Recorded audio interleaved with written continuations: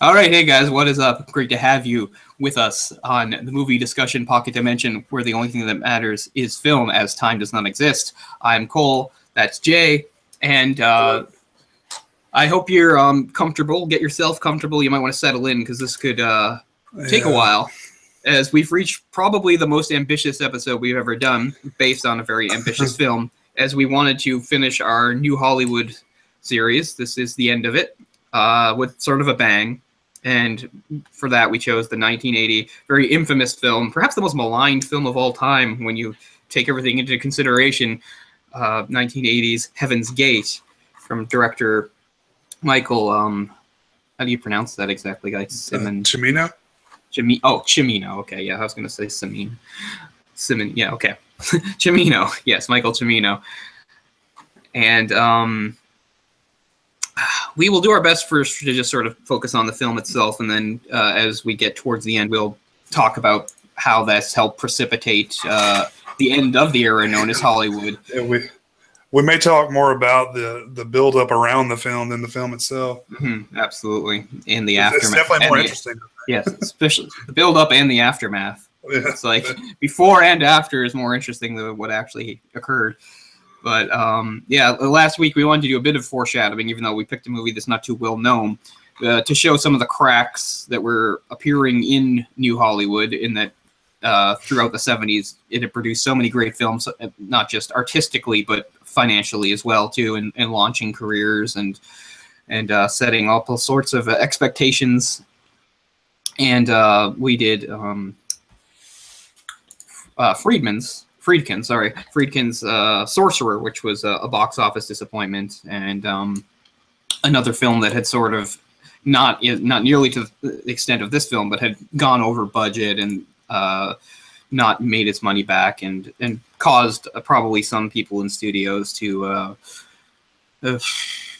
maybe reassess how they were doling out power and responsibility when it came to these directors. This was the auteur period, and it gave rise to so many directors, as we've already mentioned, William Friedkin among them, but of course like Martin Scorsese, Francis Ford Coppola, Spielberg, and George Lucas, and so many others. And by 1978, our director here, I'm going to say it, Shimono? Yeah, okay. You know, I've actually heard it both ways, so I don't know which way is correct. Okay, well, Cimino, I've heard it that way also. So we'll say Cimino sounds good. We're going to go with that for the sake of consistency. If anybody wants to, Michael Cimino. So if anybody wants to correct us later on, that's fine, and we'll thank you for it if that's the case. But anyway, so Cimino, he'd done, I think in '74 or so, he'd done a fairly successful film, not a huge film, but with Clint Eastwood, Thunderbolt and Lightfoot, which was well-received, good enough film. And then his real breakthrough was Deer Hunter in 1978. So it looked like he was all set up to be just another one of these promising young directors of the auteur period. And he certainly saw himself that way as well. Absolutely. And, we take it for granted now. We see it so often because this is, I won't say a symptom, but a side effect or whatever, an effect of the New Hollywood era, is that we'll often see a film come out now, and even if it's by a director we haven't heard of, sometimes it will say, just before the title, it'll say that director's name, like, John Goods, right? This, and so this film, that's what we get. We get Michael Cimino's, it's him, because that was the new thing with these films. Really have to slap your name on it and get your artistic credit. He did direct. He wrote it as well as directed it, so this was his baby. So Michael Cimino's Heaven's Gate. So 1980, the movement is already sort of winding down anyway. Yeah. But you have to think that the aftermath and effects of this film really sped things up, precipitated the fall and the change. As we said, there'd already been a few other box office disappointments. There'd even be a couple after, before things faded out. We mentioned Coppola's own One from the Heart. Right, that's what I was going to say. I know we did Sorcerer last week, but this film and Once from the Heart were two of the big ones. Mm-hmm. Kind of what is it, ringing sort of the death knell for the movement. And moving on. Gotta tighten those purse strings. Right. So as I said, we'll spend a lot of time talking about that kind of stuff. But as far as the film itself goes, what it is it's semi-historical. It's a fictional account of an actual historical event. What has come to be called the Johnson County War, which occurred in 1892 in Wyoming, which was basically a conflict between the cattle barons and smaller operators in the area and homesteaders. And became it was brief, but it was a very brief, violent conflict. And actually, for decades afterwards, it was kind of skewed what people knew about it, because a lot of it was controlled by the aggressors. And one thing the movie sort of does get right is it shows sort of the aggressors were the cattle barons, and it kind of does paint them as, greedy villains. And history has sort of proven that. But at the time, because they were so powerful, they actually controlled the newspapers in the area too. So they had the press on their side, and for a few decades, they kind of dictated how history would view the conflict, and it would actually take 40, 50 years before the truth of the matter would come out, because for a while it was just that these cattle barons were completely justified in their actions. Their angle was that basically they were forced into it and had no choice but to take drastic action to protect their property. They said that they're victims of just a massive epidemic of cattle stealing going on in Johnson County, and that the local authorities were doing nothing, so they had no choice. The community in question was called Buffalo, and Buffalo was again played up in the newspapers and stuff as like the most lawless town in all of America and stuff, and they tried to build it up that it was just a place where criminals had free reign. And so they did everything they could to justify their actions, and for several decades that's what the world at large, or at least anybody that looked into it, sort of believed, because that's what the papers said, that's what people interviewed at the time would say. And it would only come out later that some of the people involved, in fact the cattle barons themselves or people on that side, would even maybe feeling some guilt or remorse, or maybe thinking fuck it, it's done and over with, they started sort of actually telling the truth years later. And that it was closer to sort of what we have in this film. Now, I'm always interested in history, and I like films that try to have a foot in history or tell a story. And I don't want to come down too hard on this film for its inaccuracies. The only reason I really do, and this is why, because I mean, there's plenty of films out there that talk about a real life event, something that happened, and they make some changes for the purposes of drama or story, and that's forgivable, and it's not a big deal. In this movie, I find it's more of a big deal because of the way they try to authenticate itself by using real people. So we've got characters here. Pretty much all our major characters, the names that were given, were real people. But the film's account of them is not accurate almost in the slightest. And that bothers me. Like, you could have just had these characters and given them other names. So that's one thing that bothers me right off the bat. And some of the stuff, they get really backwards. Like Christopher Walken's character, now the way he dies in the movie is actually very true to how he actually died in real life, but the circumstances are almost completely different. In this, they make it that he was on the cattle baron's side, in fact, was one of their enforcers and went around executing people for them before he sort of had a change of heart. But in real life, the actual person, whose name I suddenly can't recall, but it'll come back to me in a second, he was Champion, right. So that's right. Champion, Mate Champion. So the real Mate Champion was against them from the start because he was one of the smaller landowners in question who was supposedly defying them. And again, using the power of the press, they played him up that he was like the biggest criminal and rustler around because they couldn't stand him. And in fact, they did once try to assassinate him, and he fought them off. He fought off about 5 armed men, killed 2 of them, and the others that came out. And so the reason that they launched the attack, which is very similar to what happens in the movie, is because they want to stop him from testifying because he's got witnesses and stuff like that that could put the other ones in jail, and that's the reason why. Although, again, what they do in the film, the actual standoff and attack on his house there is pretty similar to what actually occurred. It was just sort of different reasons. Then you've got other people like Ella, who was in real life married to the Jim Averill character. And here's where things get really funny. So they were just, again, two homesteaders that supposedly had defied these cattle barons, and they wound up murdering them in real life. They hanged them, lynched them or whatever. And as part of the lies that they spun, again, trying to demonize these people, they made up the story that Ella was some sort of prostitute who ran a bordello, and that she accepted stolen cattle as payment for her services. And that was all just lies that they had made up to make her sound terrible to, again, justify what they'd done. The movie takes it and runs with it and turns her, she's a hero, but oh yeah, she does run a bordello, and she does accept stolen cattle for services.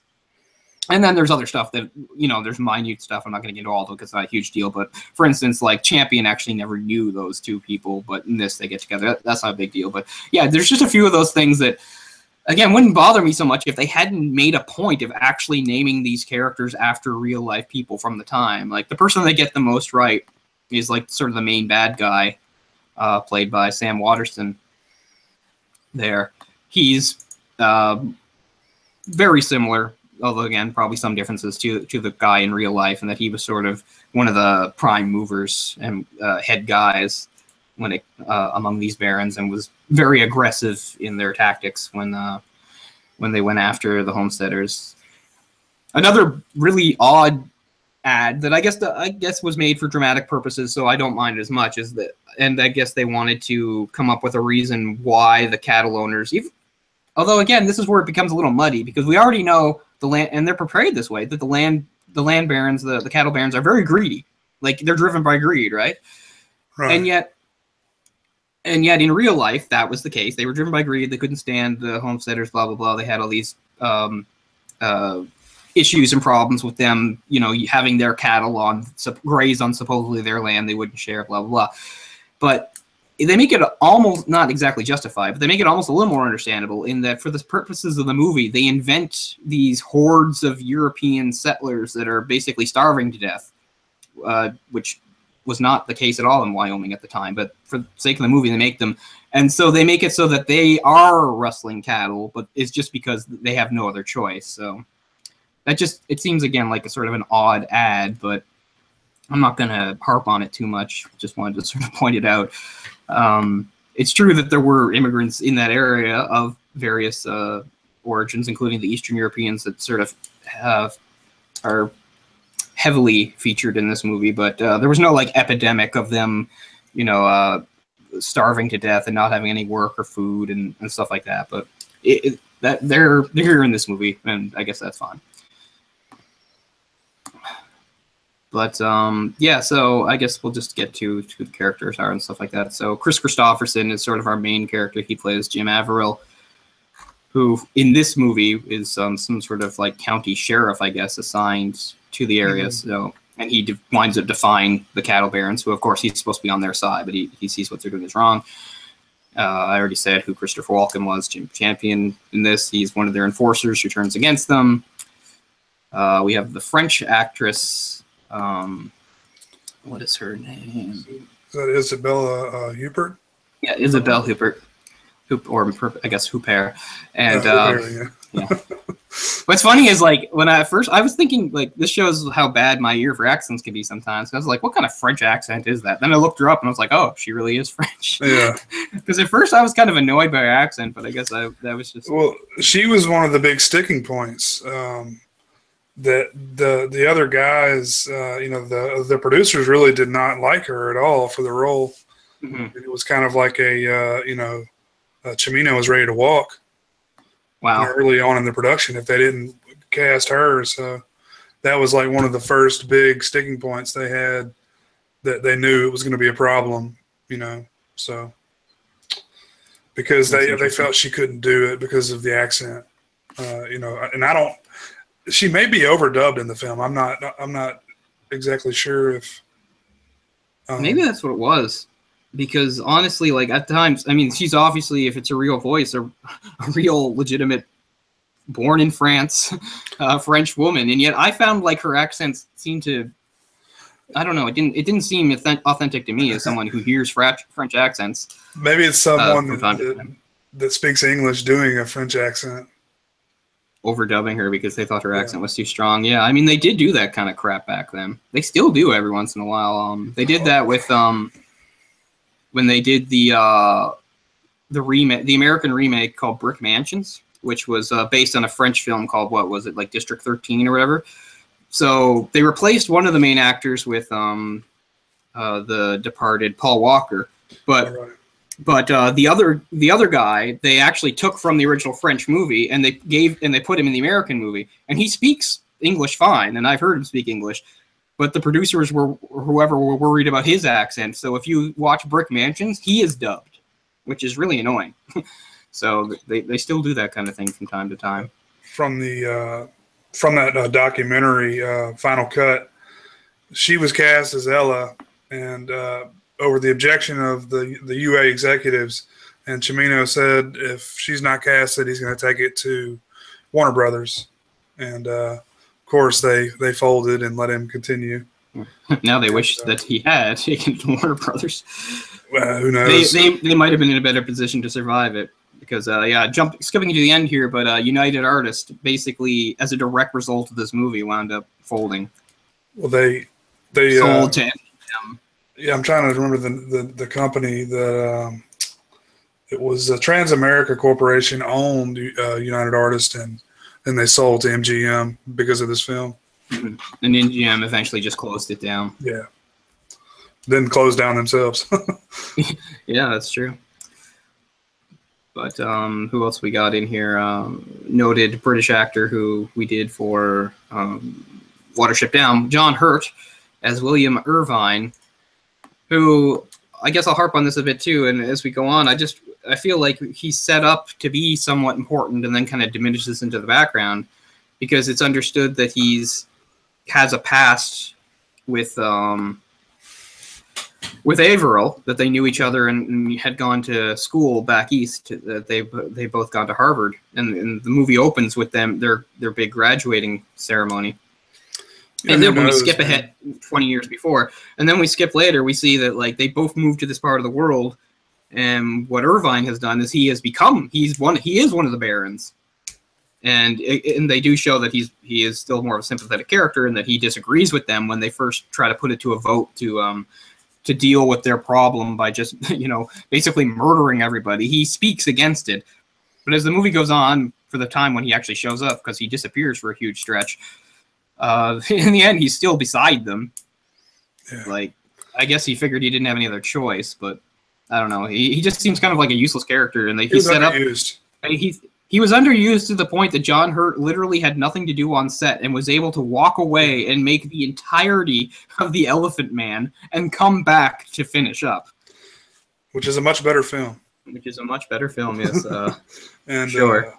Who knows? This film was, like 18 hours or some shit, and they had to edit it down to the whatever 4 hours this was. Yeah, They shot hundreds and hundreds of hours of footage, using God knows what. The cut that the director Cimino wanted originally was about 5.5 hours. And the studio told them there was no way in hell they were going to do that. And so he feverishly worked to cut it down, which got it to the original theatrical cut, which was about 3.5 hours, 219 minutes, something like that. But the thing was, as we said, that only lasted in theaters for a little while because of the movie bombing so spectacularly that if you went to see this movie, say in early 1981, by then you would see a drastically cut down version that he disowned, which was like 149 minutes, which cuts out tons and tons of stuff. And John Hurt could have been all over this thing, who knows? Yeah.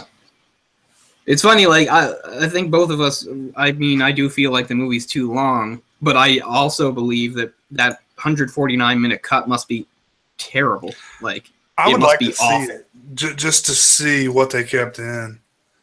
Because, they have a list of the stuff that they cut out on the Wikipedia page. Oh, okay, cool. Because, you could easily edit out an hour of just square dancing and roller skating. And actually, that is some of the stuff that's cut. Yeah. So maybe it's not all bad. Like, let's see here. It's a lot of that, though. A lot of dancing. So, like, here's the stuff that's been cut for the one that was in '81, the theaters. Irvine's speech at the Harvard graduation, gone. I agree. The co-ed circle dancing immediately followed graduation, gone. I agree. Averill, after he comes out of the store and he beats up the enforcer that had been beating up the immigrant, they cut that, and him talking to her afterwards. Right after the cockfight scene where the two immigrants are yelling and spitting at each other, that's cut. The entire roller skating dance scene. Yes. I'd be all for that. One is just a shot of female immigrants carrying a load up a hill. Champion almost shooting the stock grower that insults Ella Watson. The scene where Ella Watson first leaves Champion to return to Averill. The introductory part of the scene where Averill reads the names of the death list, which is pretty funny because that just keeps going. Yeah. Averill weeping to Bridges that he hates getting old while looking at the old photo of himself and his girlfriend. Informed that Averill quit his post and while the stock growers have arrived. The last 5 or so minutes of the second battle scene, including the footage of the character crushed under the wagon and the woman Mercy killing him, that same woman killing herself post-battle, and Bridges and Averill surveying the carnage, any reference to that whole part of that whole epilogue on the boat is gone. So it's a whole bunch of stuff that's cut. I agree with some of it, not all of it, but yeah, square dancing, wow. I'd like to watch it, but because for one, that's a relatively easy, digestible length, and I don't know. I mean, it feels like it. I mean, one of the negative things about the film, I feel like it takes it a long time to really get going, and it feels like they're at Harvard. Absolutely. I mean, the better part of 45 minutes, and it doesn't really even matter. Yeah. I mean, other than the fact that opening part is about 20 minutes. Like, it could easily be 10. Is that it? Okay, yeah. It felt longer than that to me. All sorts of parts feel longer. Like, they're long, and they feel even longer, so I'm with you on that. It's, I think, I don't know. They should have hired an editor, I think, to edit the He movie wouldn't allow it. Let Cimino do it himself. Yeah, Cimino wouldn't allow it. He was, of course, he was very obsessive over the editing, and he at least put a lot of work into it.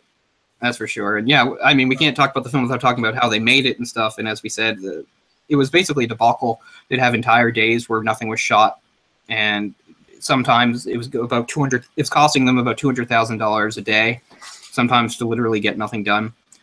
Cimino was very tyrannical and obsessive in the way he like most directors, I mean, but maybe to a crazy degree, because he wanted things done in a very certain way, and sometimes his ideas were impractical, to say the least. Sure. There was a part where the street was too narrow or something, so they wanted to widen it, and they only had to, of course, tear down one side, but he told them to tear down both sides and start all over again. So all sorts of weird, wasteful things were going on. I mean, often he would just they'd be ready to shoot, everything be ready to go, and he would look up at the sky and say he didn't like how the clouds looked, so he'd make them wait until Now, I mean, it's true that at least he got some nice shots of the sky with clouds. That's some of the best stuff in the movie. There's some really nice cinematography, and there's some nice shots of the sky and clouds. However, I don't know if it can really justify what he did. I don't think it does. I would say most shots of the landscape are absolutely beautiful, and you can tell that he really did put a lot of time into that. But what that means is you have the entire crew sitting around for the better part of the day, just doing nothing but twiddling their thumbs, getting paid. Yeah, and he had people sitting around literally for weeks, if not months. Like the musicians were only supposed to be there for a few weeks, and it stretched into months. Yeah, because it'd be like, are we doing the music scene today? Oh no, not today. Are we doing it today? No, not today. Which led to a lot of stuff that some people enjoyed. Like, I guess it was weird because on one hand, making the movie was terrible, but on the other hand, it was a lot of fun because of the lack of structure. Because they got to goof off a lot, including Chris Christopherson, who besides being an actor was a celebrated and popular musician at the time. He would do jam sessions with a lot of these other musicians, and Jeff Bridges, I guess, would join in and stuff too. That's pretty Jeff Bridges also being in the movie, so I guess some people had some fun, but also it veered in the other direction. Now the movie has a cockfight in it, and there's been allegations that this actually led to, out of boredom, I guess, some of the crew having real cockfights. Yeah. So there was another issue with the movie was there was all sorts of allegations of the animal cruelty. Right. And you can see some of it right in the movie, so it's not like people can really deny it, including the cockfight. Like, you can't fake that. those cocks, those cocks aren't actors. They don't think they're acting. They're really attacking each other and getting hurt and stuff. And God knows how many might have died in that. And of course, a lot of horses were hurt. Yeah, a lot of horses died. And died. Led to them requiring the no animals. The alliance of let's see, the Humane Society to monitor the use of animals, which not necessarily a bad idea. No, not at all. This kind of stuff is going to go on. Yeah. So this movie was like led directly to that disclaimer being needed in movies afterwards. No animals were harmed in the making of this film. Exactly. And it still remains on the Humane Society's list of like unacceptable films. Really? What I say to people nowadays is, if a film is coming out and there's animal cruelty, don't support it. But in this case, if it was like 100 years ago, you're not going to hurt anything by watching the damn thing. So, well, I mean, you're not condoning animal violence. You're not exactly. We're not condoning and not supporting it or anything like that. And yeah, it is upsetting to see, especially when you know. I mean, nothing's really bad, but when you do know, it is kind of upsetting to know. That horse really got hurt or really died and stuff. It's like when you have a film with tons of special effects and action sequences, stuntmen die. When you have this thing with hundreds of horses on set, they're gonna, stuff's gonna happen. They're gonna get killed. Yeah. Difference, of course, being stuntmen get to choose to be in the movie and get paid. Absolutely. The horses don't really have any choice; they're there. The same thing with the animals. I'm not saying it's Oh yeah, I know. Excuse at all. I'm just saying looking at ratios. Chances are, someone might get killed. Horse might get killed. All right. So it's a fairly simple story, and you'd wonder why it would take so long. And again, you have to take it down to Cimino's ego and just his specific ideas. I get often why a director or filmmaker will stretch like the length of a scene, even if it doesn't seem important. The idea behind it is usually, and it makes sense in the sense of this movie, because it's in a specific time period, is they want you to sort of buy into the world. They want you to really believe this. You're in this world. Here you are in Wyoming in the 1890s, and here it is. We want to really give you a sense of being in it. But he really overdoes it, especially when it comes to some of that stuff like the square dancing.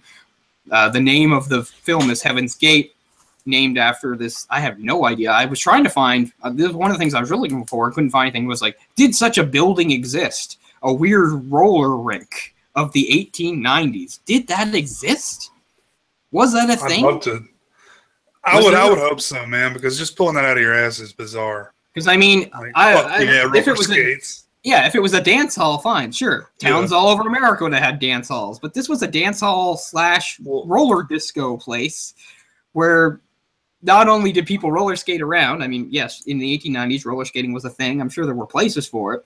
It was propping up, but still, this was a roller skating place that combined that with, musical performances, and it's led to a scene that I'm sure that Cimino to this day is proud of. That I think the movie gets mocked for a lot, and I have to join in. Is the whole intro to that when you get the lone fiddle player skating around playing a song. Well, guess what? You get the song in its entirety.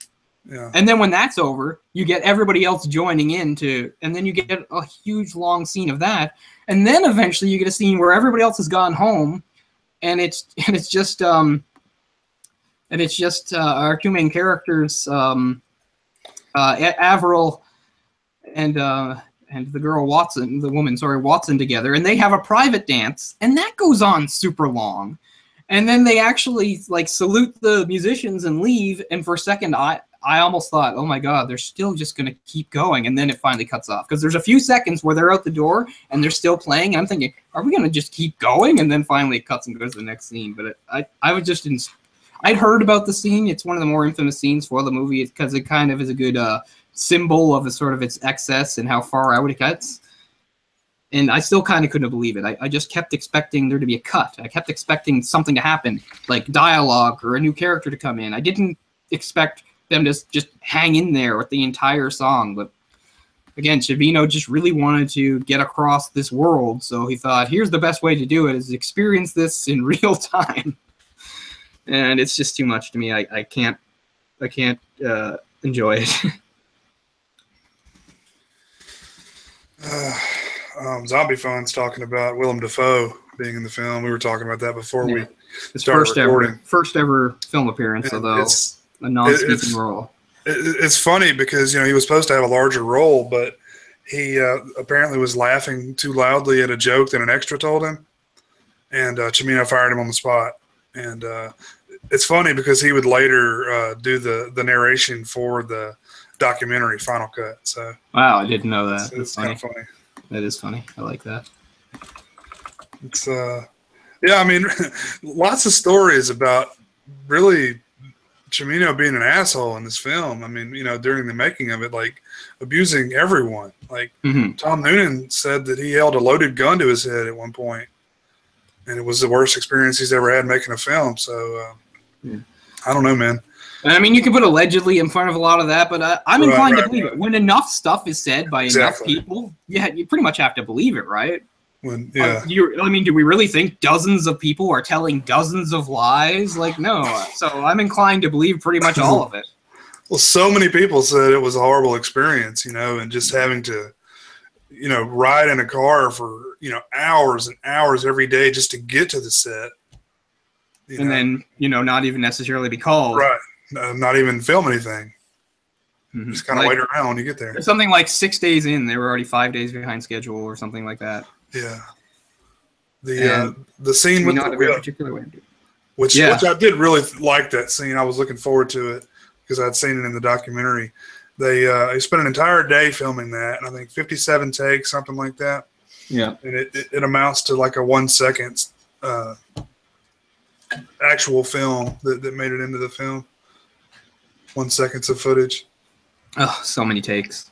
So, yeah, there's few saving graces for the film. The cinematography is one. Two is, although there's not really any actors in the film that I'm really much of a fan of, I'd say most of the actors are good actors, and they save bad writing. Because I don't think Cimino's a good writer either. Because I can't tell you how many times they're having a scene where the dialogue is not doing what it's supposed to do. And the only thing that keeps it from being completely horrible is that it's mostly pretty much competent actors that can still get something out of it.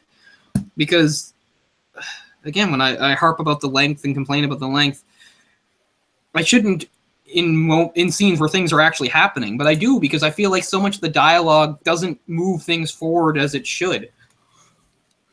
Yeah, it's the competent acting really, I think, saves it to an extent, because if that wasn't there, it would be damn near unwatchable. It would be a shit show. Yeah. And that struck me very early on already, because I was already being hurt by like the poor writing. Cimino might have been very proud that he wrote as well as directed this movie, but it's not good writing. It's not good storytelling. To back up, when I was first thinking about what this film and what it entails and what it brings up, being a debacle, being a flop, blah, blah, blah, and stuff. It was a film that I only became aware of when I got into film more seriously. It's not something I heard of growing up at all. And, of course, it was something that was never on TV for two reasons. One, it was too long, and two, it had, like, a rape scene. So you think that would keep it from it. I mean, I have no memory. Do you have any memory of it ever showing up on any channel ever? No. Not at all. So I was not aware of it. So the first time, like when I was a kid, or younger anyway, when I was, still a casual movie fan, the first time I was really aware of the concept of, because I didn't think about it much, of, a flop, a fairly, ambitious movie failing to live up to expectations doing it, was Waterworld. Yeah. And I really don't like Waterworld. I really dislike that movie. And I understand completely why it failed in the way it did. And I don't like anything about it. I don't like the story. I don't like the world. I don't like the looks. I don't like the characters. And I think what's his name in the lead is just god-awful. Kevin Costner. One of the worst things ever.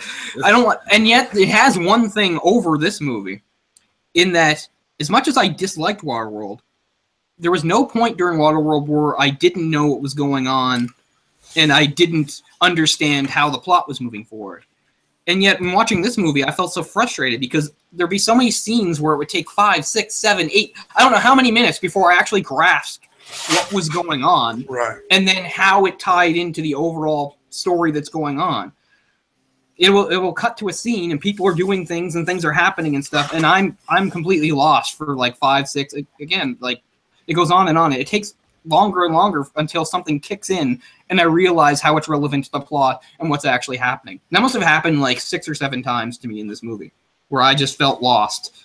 And eventually, yes, I figured it out. It kicked in, something clicked and happened, but it would take too long. And I don't know. As someone who's seen a lot of movies and watches a lot of movies with a critical eye, I don't think I'm stupid. So, No, not at all. So I feel like it's a real failing that the movie has. Well, as someone that has watched, quite a few movies, there's some, you have expectations of the beats, when you're supposed to get, oh, okay, opening, and then conflict resolution.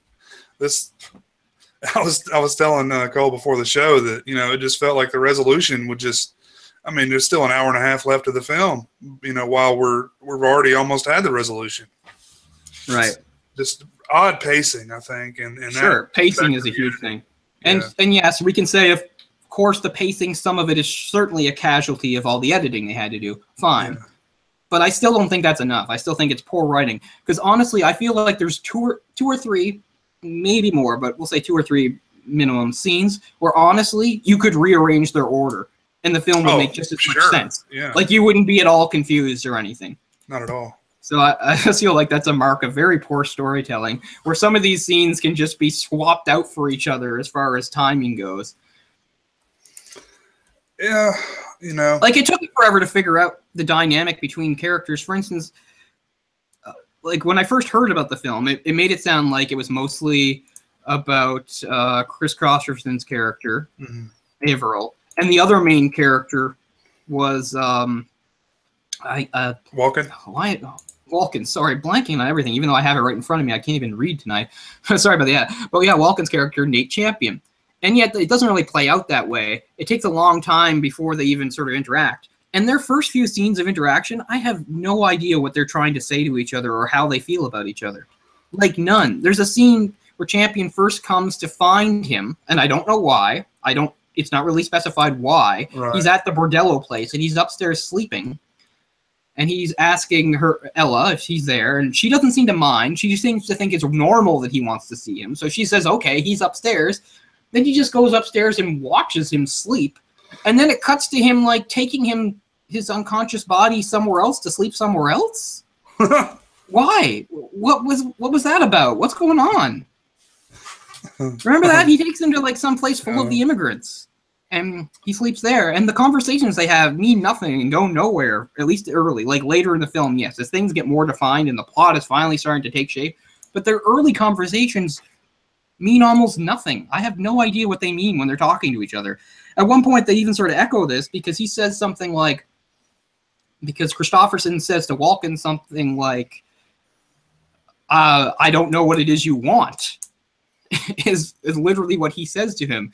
And then he says, I don't think I want much of anything. And then he counters with, I think that's a pretty good answer. And I just want to tear my hair out at this point because I'm thinking, it's not a good answer. It's a dumb question. It's a worse answer. And this is awful dialogue. And I don't know what any of it means. Well, I don't think it's a dumb question.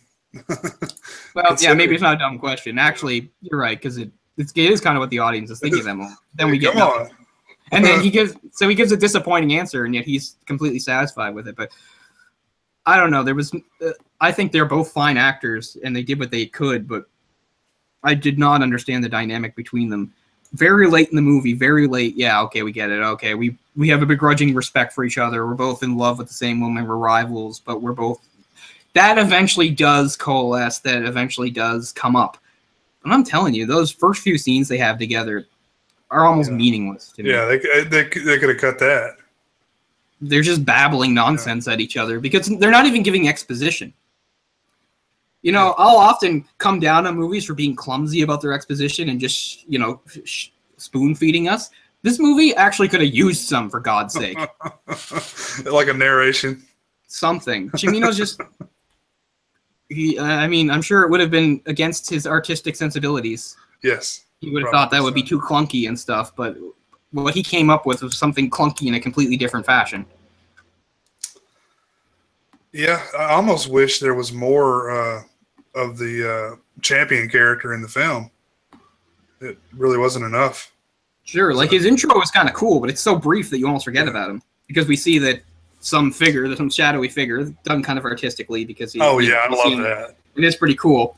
We see his like shadow or silhouette through like hanging sheets, and he guns the guy down. But then we don't see him again for a really long time.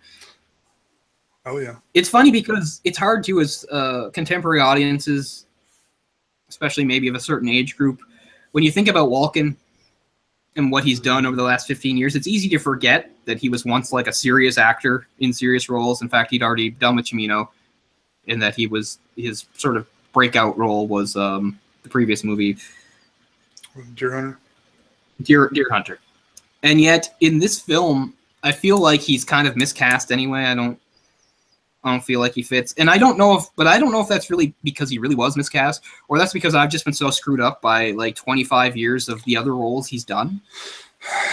Yeah. Where I have trouble separating him from those, where I just feel like, what is he? He's a cowboy with a mustache. You know, that's going through my head. Like they put the mustache on him because it's the only thing they can think to legitimize him, to make this character, this actor seem like he fits into this rugged 1890s Wyoming.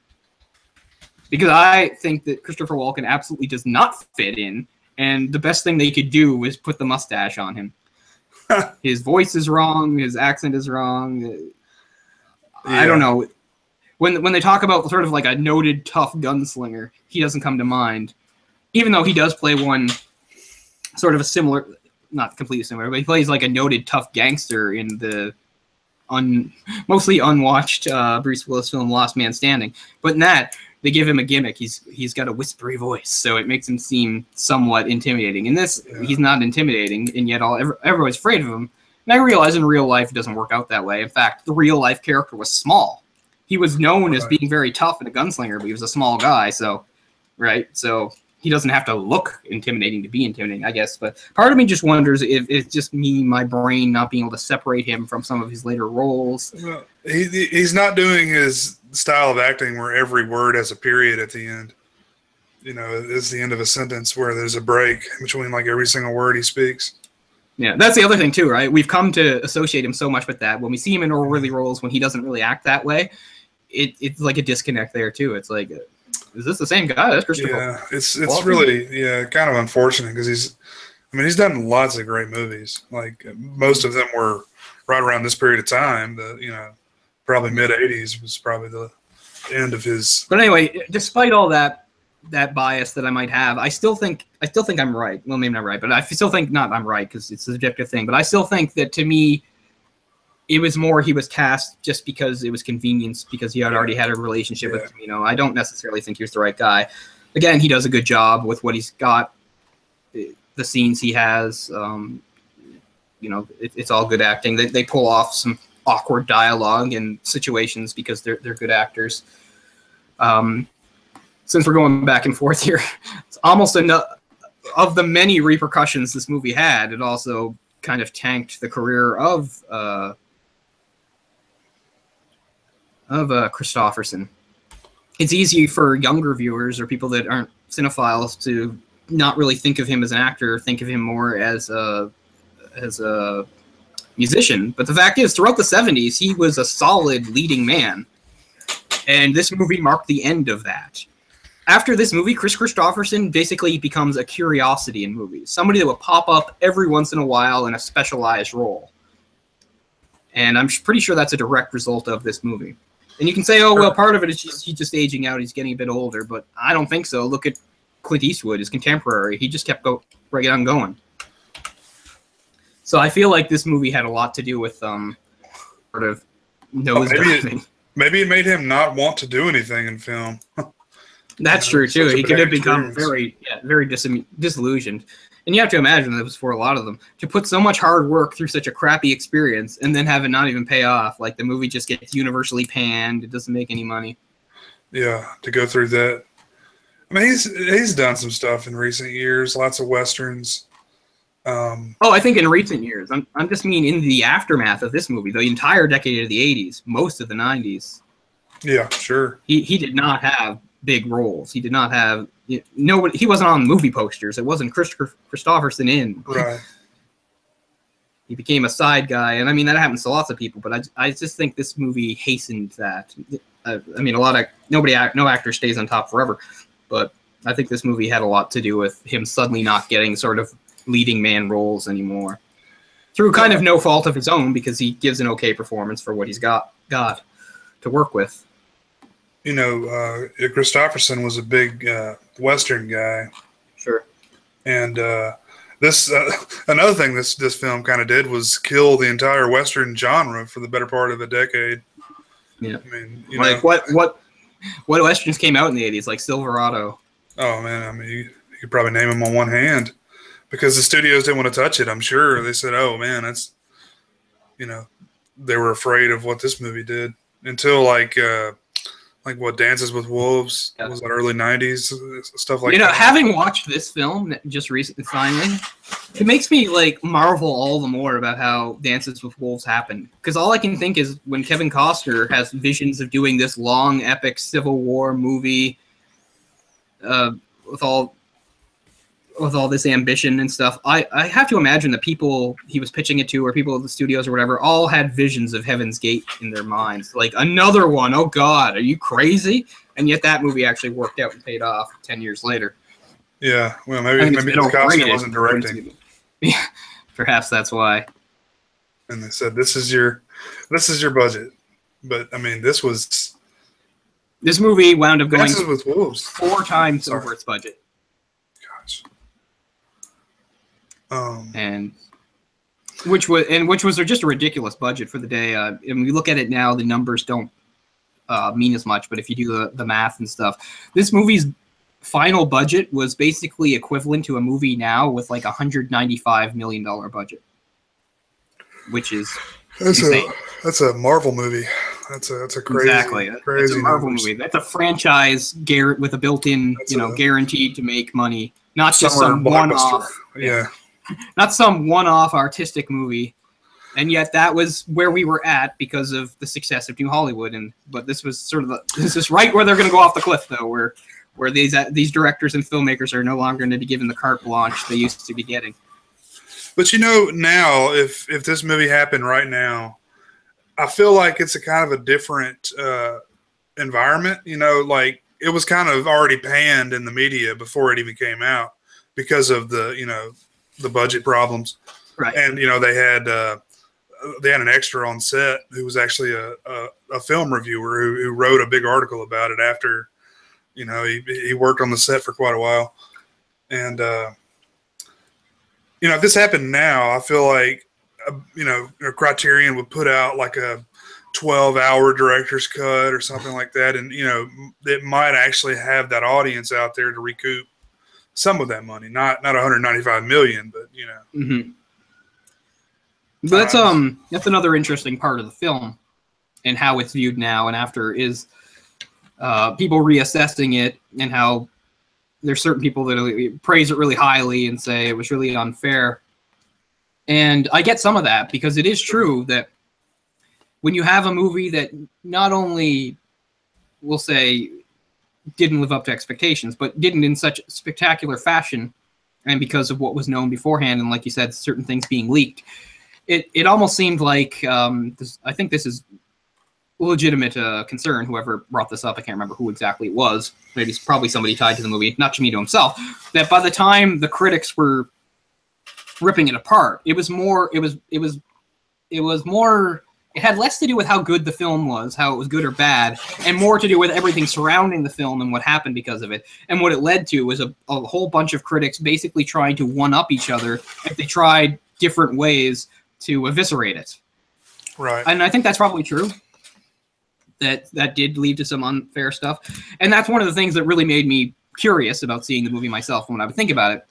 My personal conclusion, is that it probably didn't deserve it that bad, but I can't say it was a good film, and I do feel like it makes a lot of sense that it failed as hard as it did, because the problems are really glaring.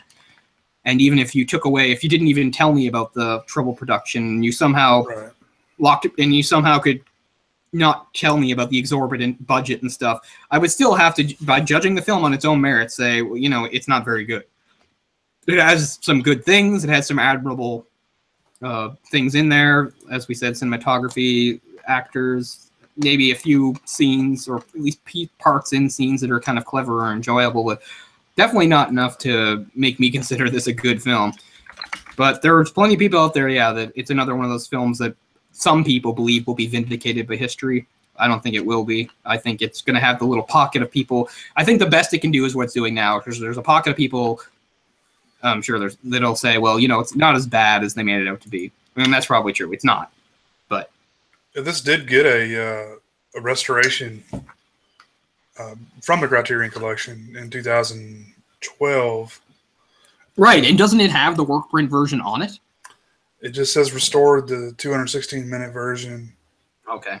I don't know that the work print exists anywhere. Okay. That I'm aware of. Because the work print was what he intended to come out and never did.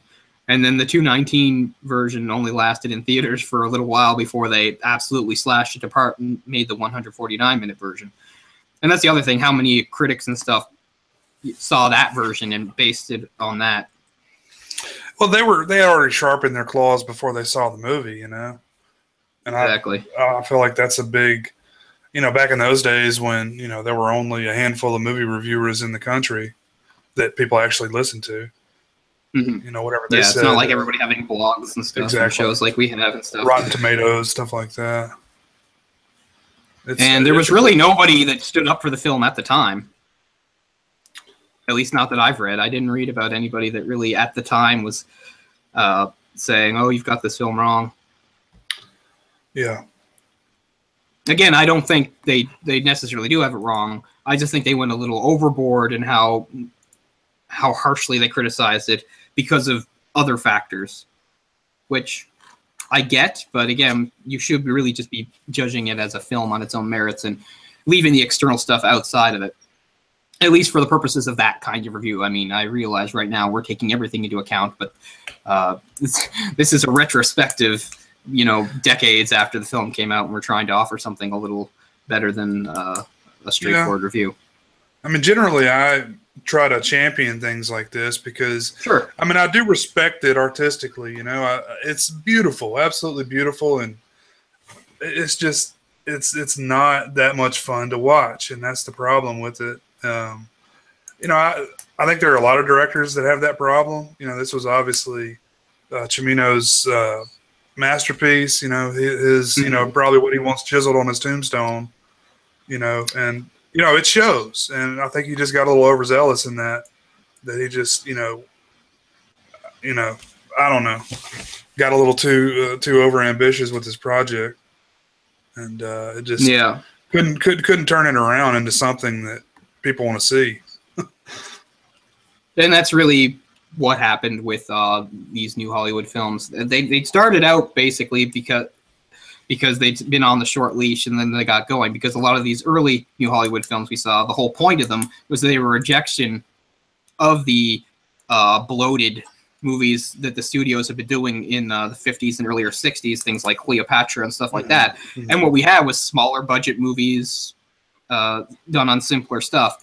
And then eventually, as that gained steam, we had some of these directors want to get more ambitious, and there's nothing wrong with that, but they began to overreach themselves, and this is easily the most infamous version. There's a good little quote here, too, from somebody that's on the Wikipedia page. I don't know who it is. And when they're talking about his Cimino's attitude towards the film, said, Michael didn't want respect. He wanted awe. The idea was that the magic man was in his workshop doing his magic. We should just leave him alone and let him finish. That was when he was doing the editing stuff. Yeah. And I think that's true. Like he wanted awe. He really wanted something that was going to wow people. And he felt he had this vision in his head, and he had all the tools to make it happen, and he was obsessed over achieving that. And you can understand why to a certain extent, because of how some of that worked out in previous years, probably most notably Apocalypse Now. If things had gone differently, easily, we could have been talking about Apocalypse Now instead of this movie, because Apocalypse Now had all the ingredients for this. It went over budget. It was over in that one. It was over in a foreign country where there was all sorts of complications. They had all sorts of problems on set, as anybody who's a fan of the film knows or watched the documentary on the making of. All sorts of problems, all sorts of issues. Marlon Brando, of course, Martin Sheen taking a heart attack, all sorts of stuff. So it had all the, plus it was really ambitious and weird and long. It had all the ingredients to be a complete debacle. And yet, because of some luck, but also a lot of good filmmaking and stuff like that, what they came out with was a great film, a classic film that not only is, you know, really widely regarded today, but was a success in its time. And yet, so we see Cimino trying to do something similar, and it just not working out on any level. You can really parallel those films as far as, you know, budgets and problems and, you know, everything else goes, but not with success, you know. Right. Well, one of the direct comparisons is apparently like the whole thing about shooting how many hours of footage he shot. You know, you do that in feet of film. He shot over 1 million feet. And some of that was just spurred on because he'd heard that they'd shot over 1 million feet of film for Apocalypse Now. So some of the stuff he was doing was just sort of to keep up, I guess, and really had nothing to do with actually making a film or a good film or whatever was going to go into this film. Like ego, maybe? Absolutely ego. Yeah. I don't know, man. I've heard a lot of stories about Coppola on the set of Apocalypse Now that, you know, he was just, you know, had a really bad cocaine problem and would just be in the trailer directing. He wouldn't even be out. He would direct remotely. All right. As we said, if things had gone a little differently, it had all the ingredients to be just as bad and terrible, and it wound up working out. And I don't know. I guess Cimino sometimes looks back and thinks about maybe how fate kind of screwed him over, but it's not just that. I think he has to shoulder some of the blame himself. Well, someone in the chat mentioned early on, Zombie Fun said that the Criterion release actually saved his life because he was going to kill himself before that. Criterion contacted him to do the special. Yeah, and release. We didn't say it, but almost needless to say, yeah, this film did destroy his reputation and basically put a halt to his career, more or less. He still made some movies, but not only would he not ever get the chance he got before, but lots of directors wouldn't anyway, because, as we said, a direct result of New Hollywood ending and new measures coming into place where directors and filmmakers aren't given that kind of power anymore. But also just the normal, you know, the normal amount of power and stuff, even that would be restricted. He actually did another movie in the 80s that was considered just awful that I really want to see. What was it? It was some sort of crime drama set in Chinatown. Let's see what it's called here. Oh yeah, he only directed a few more times, I think. Yeah, and in '85 he'd done an ambitious crime drama. Where the hell is it? He did Year of the Dragon is the one he did. That's it. That's the one I'm talking about. Year of the Dragon, which I guess took place in New York, a crime drama set in like New York, Chinatown and stuff. I haven't seen any of those films. And I really want to see it just because, like, unlike Heaven's Gate, which as bad as it was and stuff, like supposedly this is just a really terrible film. So I'm kind of fascinated to see that too. So there's no comeback for him. Yeah. Not unless you want to finance it with your own personal money. Kind of hard to get a studio to back you. Right, and how much? Like that. Yeah, and he wouldn't have had much. And that was a trend that would go forward through the 80s in the wake of New Hollywood ending. As we said, there were certain directors who didn't even necessarily had failures, like Robert Altman, who just couldn't get funding. So Robert Altman disappeared into Europe for the decade, even though he had never really made any actual big flops the way Cimino and Friedkin had. So that was just another trend. Yeah, we'll get into how trends and stuff changed in the wake of this. But for better or for worse, and it probably is true that this will always be seen this film will always sort of be the rallying point of that mentality of how studios eventually just had to clamp down on these perhaps you could even say overreaching, maybe even spoiled filmmakers that were abusing their privileges, supposedly in the name of artistic commitment, but going over the line to, you know, vanity and ego. And it's too much of a risky situation that, yeah, maybe it can pay off into a really great movie, but too often it doesn't, or even maybe not even too often, but the fact is you can only afford to fail so many times, and this is such a big failure that the consequences are too dire. Yeah, United Artists was gone after this, pretty much. So, yeah, that's right.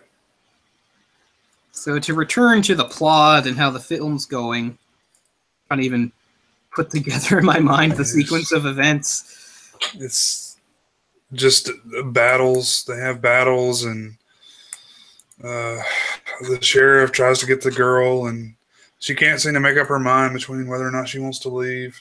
Mm-hmm. Because that's the other thing. Yeah, he just sort of suggests that they leave, just get out of there, get out of the situation. And yet she's attached to it for. It's never really explained. I thought she was an odd character too, to tell you the truth. Yeah, me too. Just more sort of, I think, poor writing where I didn't understand the dynamic between the characters. I didn't know why they said certain things. I didn't know why they reacted and acted in certain ways to each other. It seemed odd and unnatural to me a lot of the time. So yeah, what we've got going on is the cattle barons had the big starter was that they'd made this list of names, 125 people that they had deemed, you know, dangerous, awful criminals that they were just going to kill, not arrest, but kill, just wipe out. And they all voted for it, except for John Hurt's character, who was against it, but they didn't care. Part of his character is that he's a drunk, but doesn't really matter. Doesn't seem to really come into play, except I guess they're just trying to show us that he's kind of weak-willed, like he's kind of callow, which maybe explains why, even though he's not in favor of what they're doing, he doesn't actually wind up opposing them in any way, because they're just like, well, he's just sort of a drunk. He doesn't have any real conviction, so there he is. Because I kept waiting for, here's some more what I think you should get when it comes to drama and storytelling and character. As I said, we start off this movie with the little prologue, the idea that John Hurt and Christopherson had been friends. So I kept, and they do have a scene together early where they just talk, and I kept waiting for there to be a later scene where Christopherson would get really mad at him and be like, what are you doing? You got to fight this, or you have to do something, and that never happens. They just, again, John Hurt just sort of disappears from the movie entirely for a really long time. And then when he shows up again, he's just peripheral. He's just in the background. They're all doing stuff, and there he is drinking, or or you know, saying weird things or quoting stuff. That's pretty much the extent of his character. He's just drunk in the background, like just spewing nonsense while they're doing stuff. And he's eventually killed in the battle, even though he wasn't actually taking part in the battle. He was just there. He was just there, which seemed, again, really stupid. He's against this, so why go? He's been outvoted, okay, so he doesn't have... I'm not saying he has to... Because apparently he's the drunk and he's callow and whatever, so he's not going to join up and fight against them. Fine, but why does he have to go with them? It's just like, I don't... Like, he's just so stupid. He's like, oh, I'll just go watch this dangerous gun battle. I'll just hang out in it. And eventually he winds up getting shot. Seems pointless. Seems pointless. But, yeah, so they have that list of names. And we know that kind of right off, because he's there when it happens. And then eventually he does, through some roundabout way, get the specific list to get the actual names. And he gets it from... this is another part of the plot that's not too well explained, but I guess the army has a presence there, but basically they're on break or on leave. Like, the whole idea is they're not supposed to take part in anything or something like that. Like, he's talking to, like, some captain in the army and tells him about the situation. He's saying something like, well, we have, like, standing orders from above that we're not supposed to do anything. Because he's saying, you guys are the army, shouldn't you do something if these cattle barons are going to commit mass murder? And they're like, no, our orders just stay out of everything. But here's the list. So he gives him the list. So then you think, okay, now we have the urgency. He's going to bring the list to the people. And he does, but it seems to take fucking forever, and a whole bunch of stuff happens in between. Although not a whole bunch of interesting stuff, just stuff. More scenes of him hanging out with his hooker girlfriend. More scenes of him having nonsensical, pointless conversations with Christopher Walken's character. Eventually, he does bring the list to the people and reads it. And again, it's one of those scenes that goes on much longer than you expect. You think he's just going to read a couple and then, well, we get the gist and we'll move on. But no, he reads a whole bunch. And it takes him a long time because every time he reads off a name, there's a huge outcry in the crowd where everybody starts shouting and yelling. And this happens like 8 or 9 times. Not even at least. People. At least this happens at least 8 or 9 times where he reads a name, huge babble of protest goes up for about 30 seconds. Finally, it subsides a little. He reads another name. Whole thing starts over again. Meanwhile, the camera darts around, showing us different people in the crowd, including a guy that I think is that. I'm like, hey, is that Leon Trotsky? A little joke for me, but who eventually does have some lines. And it's weird too. So Cimino wrote these hordes of European immigrants that are starving and desperate into the movie because they didn't exist in reality. Like, obviously, there were Eastern European immigrants there, but they weren't in the dire straits that they're portrayed in this movie. It's just, in fact, quite a few of the people that are targeted in real life, again, aren't necessarily people in desperate straits or poor or anything. They're just smaller than the cattle barons. They're smaller operators. They're homesteaders that also own cattle. They're just smaller.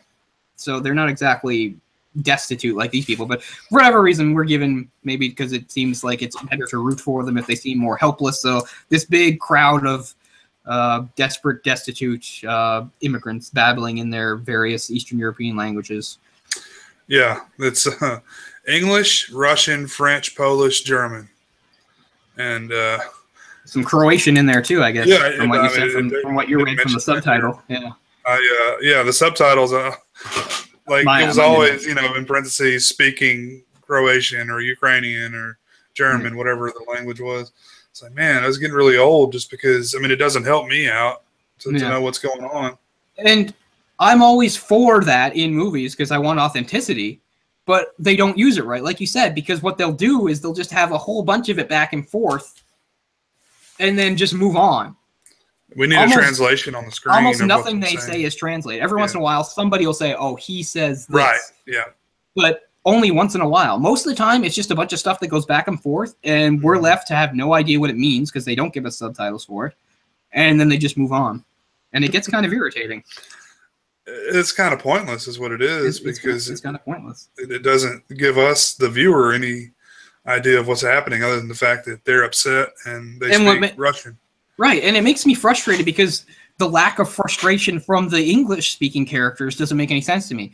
There's a scene early on where you've got 2 guys that are having a dispute with each other, and they're supposed to be explaining this to Jeff Bridges' character and Christopherson, and they're so slow in explaining everything, and they keep getting into fights and spitting at each other in the middle, and they just stand back and wait patiently for the whole thing to unfold. They don't say, come on, tell me. Or, hey, none of that. They're just like, okay, get it out of your system. Yell at each other in your language I can't understand. And when you're all finished, then you can give me the gist. Like, just one more example of things going way too slow and way too long for no reason. It could have been done way quicker. Every time he would say something in English, the other guy would spit at him. And then they'd go at each other again there. And it was probably 10 times they did that. And it really was pointless because it didn't really mean anything. All it meant was, these immigrants, they're having trouble with the cattle barons, but they also fight amongst themselves. Oh, okay, well, big revelation there. Wow, thanks for letting us know that they don't all get along with each other 100%. Who cares? They could have done that scene in like 3 minutes, though, easily. Yeah, exactly. But so, yeah, huge issue with the movie is just lingering, where things go on way past being relevant, or take too long to be relevant. That's the other thing. I think that's even worse, taking long to be relevant. Because as I said, there was too many times where I've watched a scene start and I'm completely at sea for the first few minutes of it before I can grasp what's actually happening. And sometimes, as we've said, sometimes it doesn't even connect to the overall plot. It's just something that's happening. It's a frustrating experience. Oh, yeah, I totally agree with you too. It's frustrating to me because I feel like there is a good film in there somewhere. Sure. because I mean, there's lots of scenes that I really like. I like a lot of those battle scenes and, you know, a lot of the scenes between the characters and such, but it's just to get there is such a struggle. You know, you have to sit through all this nonsense to get to where there's actually some meat in there.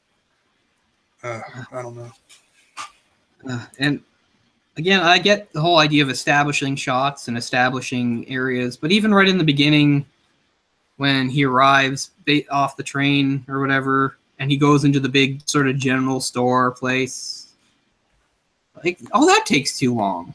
Yeah. All he's doing is walking through a store, and he has a conversation with somebody, and then he goes outside and gets into a confrontation. That shouldn't take as long as it takes. Right. It takes forever. He just sort of wanders around. Cimino, once again, is trying to really impose this world on us, show it to... We get it. We see it. I don't know. It's so epic. Everything about the film. Everything is just these huge, wide shots and on cranes. And, I mean, it's beautiful a lot of the time, but it's just... it's a bit much. But is it worth it? Like, I don't think so. I don't think so. But, I mean, did you notice? I mean, every scene would start high up, and then it would pan low, and then, you know, back up and show you the entire scope. Yeah. I mean, shot in Montana looks really nice, and the shots he does get, the lighting in the sky, are good, but I don't know if they necessarily justify the lengths he went for some of it. When, you know, everybody would be ready to go, and he'd be like, no, don't like the sky. We're going to have to wait a few hours till the sky looks better because the clouds aren't the way I like, because there's something he couldn't control. Right. What's funny is, did you find this? I couldn't find this in this reading, but I remember reading, I'm almost positive, this about the film before, you know, whenever, some other time in my life when I was just reading up on it and stuff, was that he insisted on keeping like a helicopter on standby for when they needed it, and yet they almost never needed it, and yet it cost them like thousands and thousands of dollars more each day. Wow. Because they'd be like, okay, we're going to bring these helicopters over to this other movie or this other thing. And he'd be like, no, I need them. And they'd be like, okay.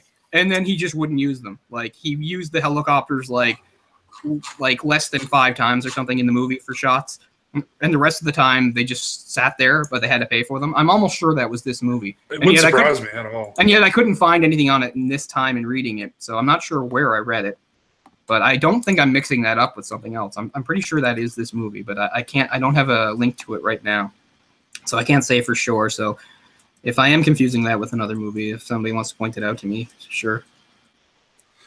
This film reminds me a lot of the film Days of Heaven. Have you ever seen that? Oh, yeah. From 78, just in that. I used to confuse them all the time because their titles and the fact that they're American sort of Midwest with lots of tall grass and sky. Just a beautifully shot film. I mean, absolutely gorgeous. And then it's that's Terrence Malick. Not that good of a film, exactly, Terrence Malick. And just not that, I mean, it's just not a very good film, in my opinion. But it looks really good. Kind of the same type thing. You know, Malick's real crazy about getting the timing right on the. Yeah, it's probably my least favorite Malick film because I'm a big fan of his and I don't like it very much. But the main thing that film has over this film is it's much more coherent. Yeah, that is true. And that was one thing that really disappointed me when I saw this movie, was because, as we said before, how it was true that probably to a certain extent some of these critics were just piling on the movie to rip it apart because of it was fashionable and because of what had come before, you know, yada yada, all this stuff. So they all had to get their barbs in while they could. So part of me thought when I read some of that stuff where people would say something like it's a bloated, incoherent mess, like I'm thinking, well, maybe they're exaggerating. Yeah. And then I watched the movie. I'm like, no, bloated, incoherent mess really kind of fits. Because honestly, I'm going to tell you right now, I've used like that exact phrase for certain movies I've watched, and I want to apologize to those movies right now, because they were not as bad as this when it comes to that. Like, this is kind of what sets the standard for bloated, incoherent mess. Because as we said, you could literally take some of the scenes and rearrange them, and the movie would still make as much sense and flow pretty much as naturally as far as the story is told, which I think is just an unforgivable sin in movie making. I say what they should have done. They should have gone with his original 5.5 hour cut or 6 hour cut and made it a miniseries. Yeah. Yeah, what was that? You know what? What was that one? There was a miniseries that is kind of like what this could have been. Oh, That is gonna bother me. there's been a few. Uh, Not like I'm Roots not. or anything, right? No. Like an actual, like sort of like Western type Um, setting. Oh man, the name is is it on the tip of new? my tongue. No, it's Okay. not new. It would have been 80s or 90s, maybe 80s Oh, running into the 90s. Oh, I just had it and it left me. Ah, oh, damn, that's gonna bother me. It's not one I've ever seen, but it used to come on TV, parts of it here and there, and I don't even have anything to look it up from because I don't have enough of a. I'll try to think of it, but I know it's not one I've watched, but it was one that's fairly acclaimed. A lot of people liked it, and it seems like that's what they should have done for this. The same approach. It would have come after this. It's not new, but it's newer than this movie. Oh, that's gonna bother me. It's a 2-word title. Is all I can think. Lonesome Dove. Yes, Lonesome Dove. Thank you. What am I right about the era? When wasn't that 80s into the 90s? Or? Yeah, that sounds about right. They've done a few different things, but that's exactly the one I was thinking of. And I thank you for doing that because there's no way I would have gotten to it. Well, yeah, Lonesome Dove. Like they should have done this like Lonesome Dove style. Yeah, and it could have worked out. I just think it's too much there to get into a feature. Into one film because you can't expect people to. I mean, I know there's an intermission in there, but a theater can only show one showing of that. I mean, come on. Yeah. His original vision, like what he wanted, was 5.5 hours. What? It's just not realistic to think that's going off. Like, how long is Gone with the Wind? Yeah, that's about this long a system. Oh no. Oh, is it? Wait, it's about it's slightly longer than this film. I think it's near 4 hours. It's 3 hours. It's 200 some minutes. See, and the theaters are the ones that were 3 hour, almost 4 hours. The theaters were the ones that wanted the shorter run times because they could show an extra film or show a film one extra time. That's why they opted for that hour and a half at 90 minutes runtime. Because they could, get, an extra showing or two in there instead of having, one showing of Gone with the Wind a day, 1 or 2 maybe. I feel like Jimino kind of saw this as he's Gone with the Wind. To tell people right now, this is no Gone with the Wind. It looks good, but it does not play good. We'll put it that way. Even Gone with the Wind, man, that's like a 2 or 3 watch movie for me. I'm not watching. Oh yeah, I mean it's a great film, but I'm hard. It's not like I'm often in the mood to just watch the whole damn thing again. Oh God, when do you have the time? I mean, God, that's a day. Yeah. I mean, for an intermission in the middle, Yeah, I remember the very first time I watched it. Like I was a kid, and you wonder, well, how did this hold my attention? Well, it's because it wasn't the only thing I was doing. I have a memory of I was maybe 8 or 9, and it was Easter Sunday, and my parents had given me a Lego castle. So I was building the Lego castle while watching Gone with the Wind on TV. That's cool. Yeah. So it wasn't a bad afternoon from that standpoint because I didn't have to just rely on the movie, which is hard enough for me to focus on as an adult, let alone a kid. But I was also building a Lego castle. But I did really pay attention to the movie because when I watched it years later as an adult, I remembered a ton of it. So. Well, this like Gone with the Wind is a great movie to have on in the background. You don't necessarily have to watch it that closely. Just kind of like, oh, okay, they're fighting with Ellen again. I learned that the hard way, man, because I watched this movie with intense concentration because I wanted to be prepared for this show, and I was worried about missing things. So then it just amplified my frustration when, like I said, when I was having so much trouble grasping what was going on in so many scenes. Where I would just get so mad. I'd be like, I'm lost. What's going on here? Ugh. If I was anywhere but in this chair right here, I would have fallen asleep. I guarantee you, because those scenes just go on. You need to put your cell phone away because you're going to.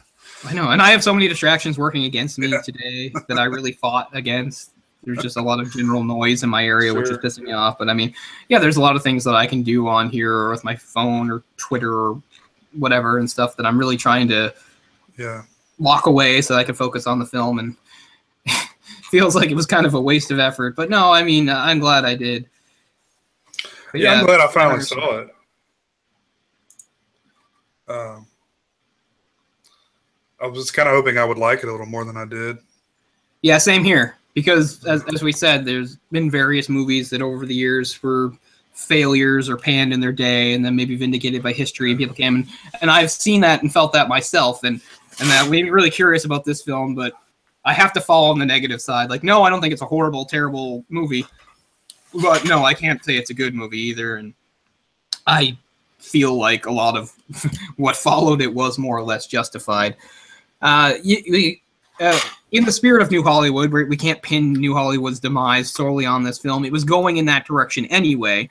This was just sort of a big, huge happening to really get the ball, sort of finalize things. As we said, in the later 70s, even though there were good movies like Apocalypse Now, like The Deer Hunter, there were also failures like Sorcerer, like New York, New York, stuff like that going on at the same time. And I think we mentioned this a little bit before too, but we can restate it, that Star Wars, kind of in its own way, even though a lot of people view Star Wars as also one of the great films of New Hollywood, I kind of see it as one of the great films that just sort of happened during New Hollywood and had a lot to do with the movement away from it. Because another thing a movie like this did was sort of make, I think make studios nervous, not just about releasing a big epic movie, but a big epic R-rated movie with some of the content that's in this. Because one of the staples of the era directly following New Hollywood in the 80s was, and some of the biggest hits, was really family-friendly entertainment.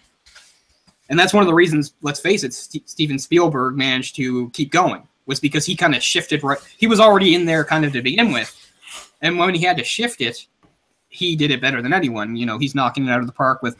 Oh, man, he was right there. The Indiana Jones movies have Nazis and violence, but they're certainly kid-friendly movies. I mean, yeah, people can say what they want about Temple of Doom being dark and kind of taking people by surprise, but it made it through that.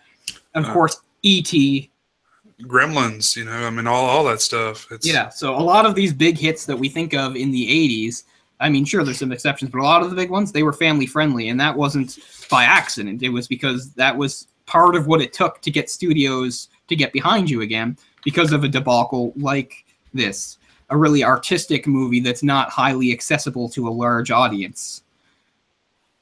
So we'd come to a point where studios have been willing to make a certain risk because the payoff was good, and the auteur, these directors and filmmakers were, you know, coming up with really good stuff. But the fact was that even without a failure like this, it wasn't sustainable. Because as even throughout the 70s, getting tongue-tied here, although there were so many good hits and so many great films coming out, that you could never go back to the days, as we talked about when we were talking about early New Hollywood and beforehand, you can never go back to the days before that, when film was just sort of absolutely at the top when it came to the entertainment industry. The fact was, TV wasn't going anywhere. In fact, it was getting bigger and bigger, and other things were coming into play too. Movies were no longer the only entertainment option for families. So even when we had this sort of resurgence of really great films being made in New Hollywood, you just couldn't recapture that dominance. You know, it's never coming back. It's even worse now, of course, because of all the other stuff that movies have to compete with, like video games, right, and TV on the level of like HBO, yeah, and stuff like that, right? And yeah. So the fact was, it wasn't sustainable anyway. But by the time we got here, it's sort of a breaking point. And as I said, Star Wars was made on a modest budget with no really big stars besides sort of Alec Guinness, and then it had a considerable risk, but it came a big payoff. But that's what I was gonna. Oh yeah, sorry. Go ahead then. I was gonna say that's what I was gonna bring up since you mentioned Star Wars. Just as a comparison, you know, they weren't really taking a risk on that film. You know, it was what, $11 million budget, and it made $775 million. It's insane. And a big part of that was that it made it through merchandising. So this was another negative thing that Star Wars had on the New Hollywood era, was that it sort of taught not filmmakers necessarily, but the studios and the powers that be, it taught them the wrong things, the wrong lesson. It basically told them that they should go out and try to put money and funding behind movies that were marketable in a way that you could split them off into merchandise. So, and that still sort of continues today, even though it's not as bad as it was. And that was another reason for the push of family friendly, which was all well and good, but it would kill other stuff because you had studios saying, well, that sounds like a good movie, but how are we going to make toys out of that? You know, that suddenly becomes their agenda because of the effect Star Wars had. Not to mention the fact that, of course, anybody that remembers Star Wars, the fact that Fox had so little faith in the film that they didn't even retain the rights to that merchandising, and George Lucas made a huge fortune off it. After that, every studio realized that that was a huge boon, and they were going to get in on it. And it directly led to the decisions they made when it came to green lighting projects or how much money or budget they would give a filmmaker, blah, blah, blah. You know, that they'd be more concerned with the success. The success of the film lay in its ability to spin off merchandise rather than, you know, its own merits as a film.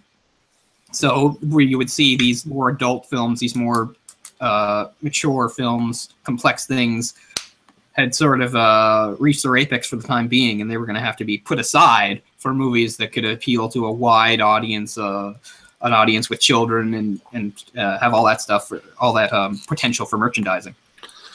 Yep, that's where the money is. I mean, Star Wars led directly to all sorts of stuff, like because of this, like He-Man. If people who know He-Man was made by Hasbro because they wanted something. They wanted a toy line to compete directly with the Star Wars line from Kenner. That was how He-Man the show got made. Was they needed a toy, and they needed something that was really generic and easy, which is why they came up with a purposely generic, easy name like He-Man. And you would see this approach for some of the cartoons of the '80s, and it all kind of was a direct and at least indirect result of the Star Wars effect and what it had done for toys. Oh yeah, Kenner did it quite a bit. Mask is one that comes to mind. So many that they had their cartoon and also had their toy line that went along with it. Yeah, and we'll revisit that again sometime when we talk about animation and stuff like that, because that was a big part of its own era. Everything's got its own era, and the big part of that era of animation was really based on its ability to sell toys, where you would see some of these shows in the 80s were glorified toy commercials. And it would be kind of a miracle that some of them, ones like G.I. Joe or Transformers, that's what they were, but they still at least sometimes managed to produce good content. It's kind of crazy when you think about it, considering they didn't have to because the bar was kind of low. Mm-hmm. Oh, at the same time, as somebody that really loved Transformers growing up, viewing it now as an adult, it's like, well, there's one good episode in maybe every 5.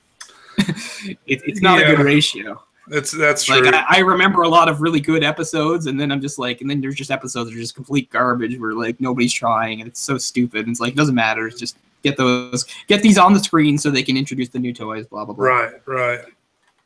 It's almost a slap in the face to watch it now, like how stupid they thought kids were. But we fell for it because they would just like reuse old footage, from another show, from a couple years earlier, and just stick it in there, and they won't know the difference. The cells are not even shaded properly; they're the wrong color. Oh, the color swapping! Was there anything worse than Transformers for the color swap? Oh, the Ninja Turtles were really bad at that too. Yeah. How many times did you see like Skywarp talk with Thundercracker's voice and stuff like that, and so forth? And those are just the easy ones, because those jets, they're the same guys. They're just color palettes. But sometimes there'd be completely different guys speaking with the wrong voice, and you'd be like, "There's no excuse for that." Yeah. And as you said, they do it with Ninja Turtles a lot too, and things like that. And it is sort of insulting. And we'll definitely do an episode or two that we'll cover stuff from that era of animation, because it is pretty interesting. Yeah. And it did lead into an evolution of mostly, of course, there's still crap out there, mostly better and more thought out animated shows nowadays, even ones that are aimed at children, because people because a lot of those people really did learn from that mistake, or not necessarily mistake because it didn't necessarily lose money, but at least you would see a new generation of animators, cartoon makers that say, you know, I really want to make something that's actually good too. I don't want it to just sell toys and blah blah blah. It's like taking a little bit of pride in it, you know, versus absolutely shit a product out for you to absorb. Sure. So getting back to this movie, so it just had none of those things that would appeal to it. There was they'd reached the point of diminishing returns. Basically, you had these high art, high concept movies that were all really great and stuff like that, but what they were going to learn in the early 80s and as a result of Star Wars was that that's all well and good, but there's so much more money to be made if we can, you know, successfully find a way to get merchandise out of it. And a movie like this does nothing for them in that. Even if it was a successful movie. You can't have the full setup. I want the rape scene. I want to get the bed that we tired down to. The rape scene play set. Oh, man. What'd you think of the rape scene? Nah, it wasn't. I mean, I know at the time it was probably really risque, but it's, you know, I wasn't shocked or anything by it. It was more than I was expecting anyway. I mean, it was almost unnecessary to show also. Yeah, and that's sort of what I was wondering what they were going to do. And I'm not surprised they showed it because I think it really fit with Cimino's headspace at the time that this needed to be shown. Because I thought they were going to do it. It was usually, okay, he's like, hold her down, and he gets ready. It's like, okay, camera pans off or we switch out. But no, they show a bit of maybe thrusting or whatever like that just to let us know. Which I guess is, I don't think it's the wrong choice because it's followed by really strong violence. So I think it kind of works. I think it would have been worse to just cut away and then have like them get blown apart as they do. I think it works to actually show a little bit of it just because of how strong the violence that follows it is. Not a huge deal, but I don't know. I never heard much about the rape scene being particularly controversial. Probably it wasn't. Who knows, man? Maybe that rape scene was like 10 minutes long. And we just it got cut out. Yeah, it might have been like irreversible, but they had to cut it all. It showed like full penetration or something. Yeah, that would have really pissed off the actress. Yeah, and the they make her do this really long, intense rape scene, and then they just wind up showing like a little bit of it. It's like, oh yeah, you went through that for. She's French. I'm sure she would have been down. It's art. Yeah, exactly.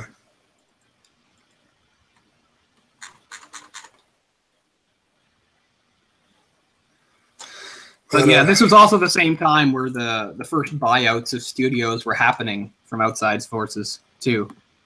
That was just around this time.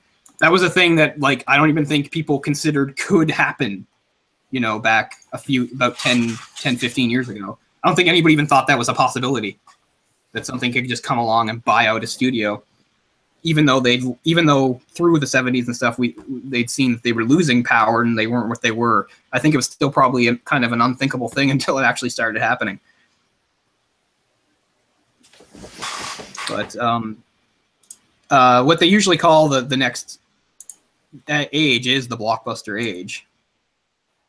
And it's kind of easy to understand why, as we said, because a lot of it is based on films that have a more mass appeal. That are kind of less artistic in scope and more about reaching a wider audience and all those sort of safer things. Not to say that there weren't great films from that era, and we'll talk about that too whenever we decide to.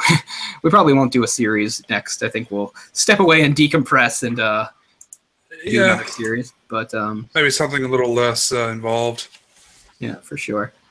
But for the sake of New Hollywood, I think both of us knew right from the start we wanted to end with this one, even though it was really ambitious because it is. And I did definitely want an excuse to watch it because I was always very curious of it and stuff like that. Well, yeah, this is one of the early recommendations when we first started talking about the show, or one of the early, one of our recommendations. I think you had mentioned it. Yeah, I've just been bouncing around in my head for years that it was a film that I really wanted to get around to seeing and stuff. So just because of the impact, in a negative way. Sure. Something I was curious about, Vilmos Sigmund is listed as a cinematographer, and he's done all kinds of stuff. He worked on Deer Hunter, of course, Close Encounters of the Third Kind, Deliverance, all kinds of big, successful movies. And all the footage I've seen on the set of Cimino directing, like, almost seems like he was the cinematographer. Oh yeah. I mean, just because he was the one setting up all the shots, and I don't know. What, do you have any thoughts on that? I think it's probably what you saw is probably the truth. He probably was the cinematographer.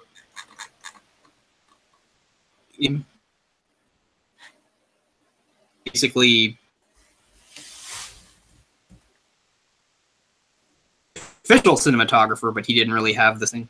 I mean, that's part of his style. How was that he would take over departments that weren't necessarily the director's line. So, yeah, I'd say like officially they have the other guy listed, but probably the bulk of the cinematography was done by Cimino himself. That seems likely to me. And sure. At least it was something he could do well, apparently, but it's also kind of a bummer when you want to do your own job and you're a professional.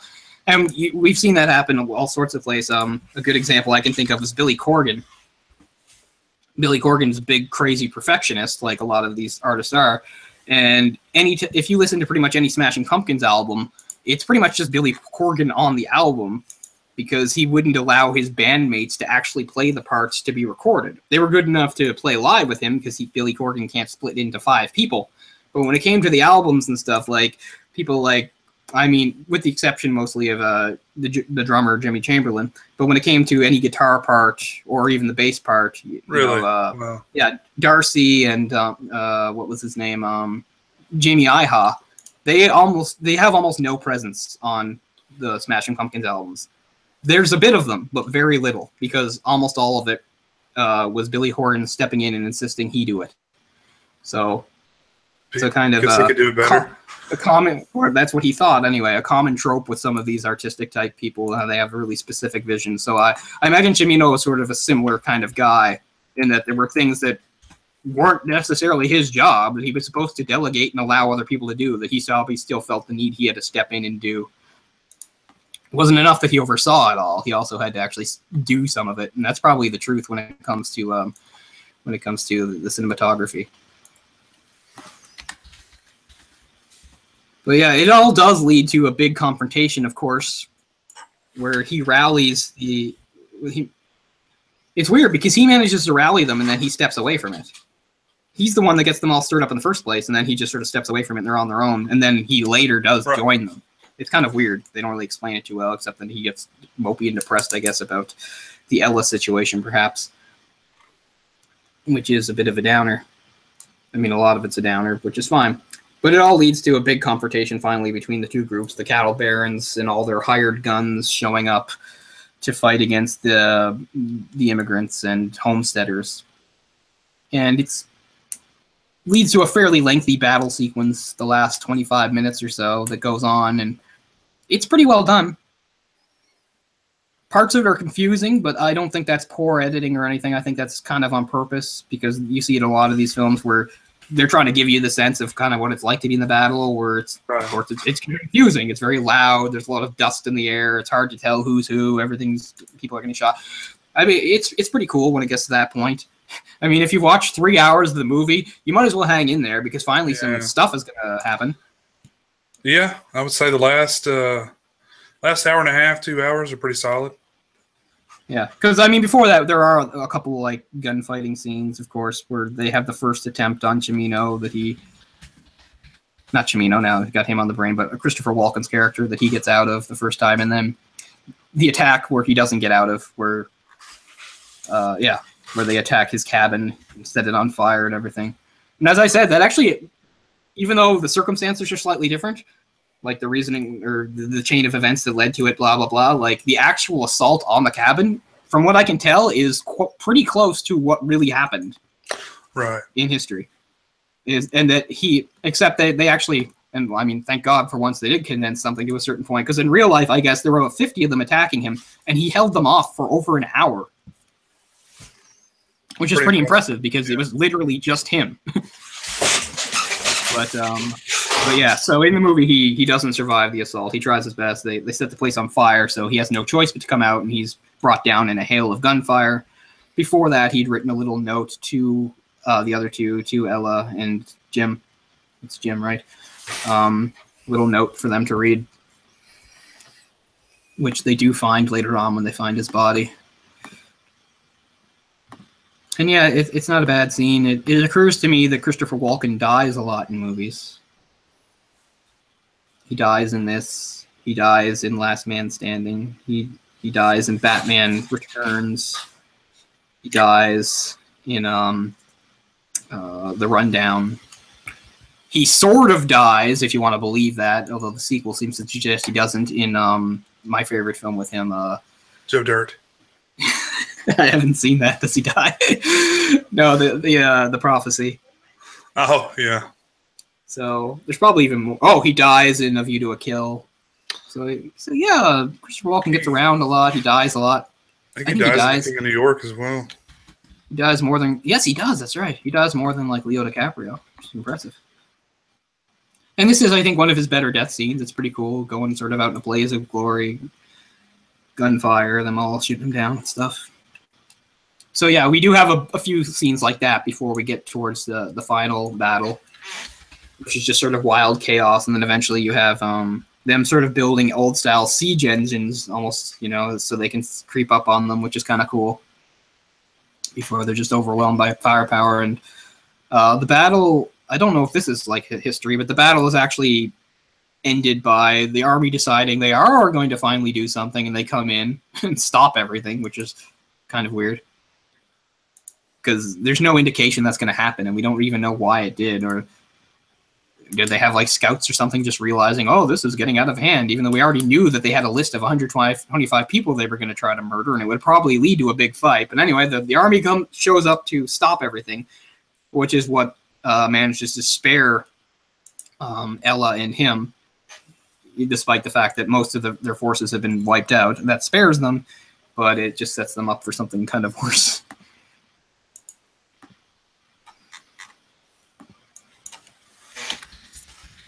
But yeah, the ending's kind of like the ending of Gangs of New York, where it's just like, okay, your conflict has gotten out of hand, so the army's here to stop it. I like that in Gangs of New York. It's like you spend like 3 hours of that movie like seeing all these gangs. It's like, oh, they're so tough, and look at them all. It's like, then you get the reminder. It's like, your gang might be tough, but no gang is as tough as the army. Yeah.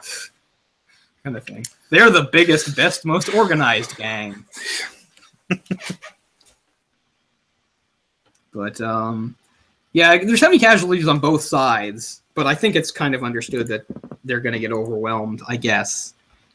But then the army shows up. Oh, now I was wrong about there not being any sort of indication, because when the army shows up, Canton, that's Waterston, the head guy, he shows up with them. Like, so I guess I don't know if he gets freaked out during the battle, but yeah, he's the one who brings the army. And it brings a halt to everything, so people are alive. But then later, they go to her cabin, and Jeff Bridges is with them. And they're finally going to leave town, and as soon as they step outside, they're ambushed by Canton and a few of his men, and they're gunned down. And our hero Averill manages to kill Canton and a couple of the attackers, but Ella and John are both killed. Isn't it confusing or kind of weird that Jeff Bridges plays a guy named John Bridges? Yeah. I noticed that right out of the gate, right out of the Heaven's Gate, that was pretty right. Pretty on the nose. So we get to our ending with, even though he's enacted some measure of revenge, not that it's going to be much of a consolation for him, he's holding Watson's body in his arms. Then we split. Then suddenly we jump ahead to, I guess, an epilogue.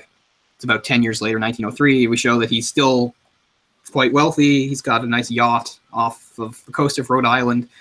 He's married now to some other woman who I think is implied to have been his old girlfriend from Harvard. And it's really kind of a stupid scene to me because, again, nobody really says anything. She just says something to him. He gives her a light or a drink or something. Then he just goes up on deck, and that's the end. Like, Yeah. Seems kind of pointless. I was not happy with the ending. You mean that epilogue thing? Oh, yeah. Yeah, I would have been better though. That's one of the things. That's one of the many things that was cut when they cut it down to the 2-hour version. And I could agree with that. It doesn't really tell you anything except that, well, we know he's alive, and he was already, even though he was a sheriff or whatever he was, they always said that he was wealthy, that he'd already made money or something. Well, yeah. So it's not like he got rich. Said he was from a rich family or something. But yeah, they were definitely all from rich families because they went to Harvard, right? I mean, that's one thing that's sort of drilled into our heads at the beginning was like this big celebration that they have. It's like, well, yeah, it's easy for you to do because you're all from probably well-to-do rich families, you Harvard boys. Even though I kind of criticized the intro at first because I didn't understand, because it seemed to be setting up the fact that he had come from Harvard and that he was friends with John Hurt, and that wound up really not materializing into anything. I do kind of get, I think, what they were doing with the Harvard intro, even though, as I said, as we agreed, it doesn't need to be 20 minutes. It probably could have been 10 easy. Sure. Was that so? You have this whole thing where it's 20 years before, it's 1870, and they're running around and they're like, oh, we're young men and our whole lives are ahead of us. And there's this speech that they give about, you know, them being Harvard men or educated men, how it was their job to bring like intellectualism into the world and all this stuff. And I mean, it is kind of a neat sort of juxtaposition, because then what you get is, even 20 years later, they're showing that, well, America is still a very rugged, dangerous place.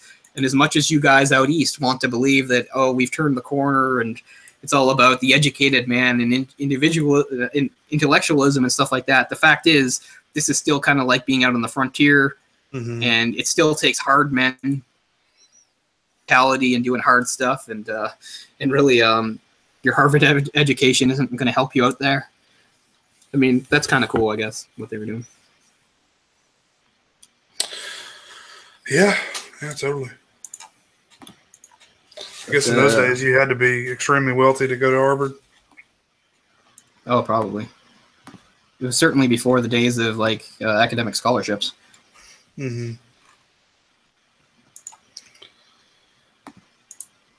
But even that, I don't know if it lands that far, because I mean, I think it's kind of a bit, like I said, like, oh, the world's right in front of us. We're young men and we're so smart and everything, and then his life turns out to be quite sad, and he has to go through some very terrible stuff, I guess is what they're saying.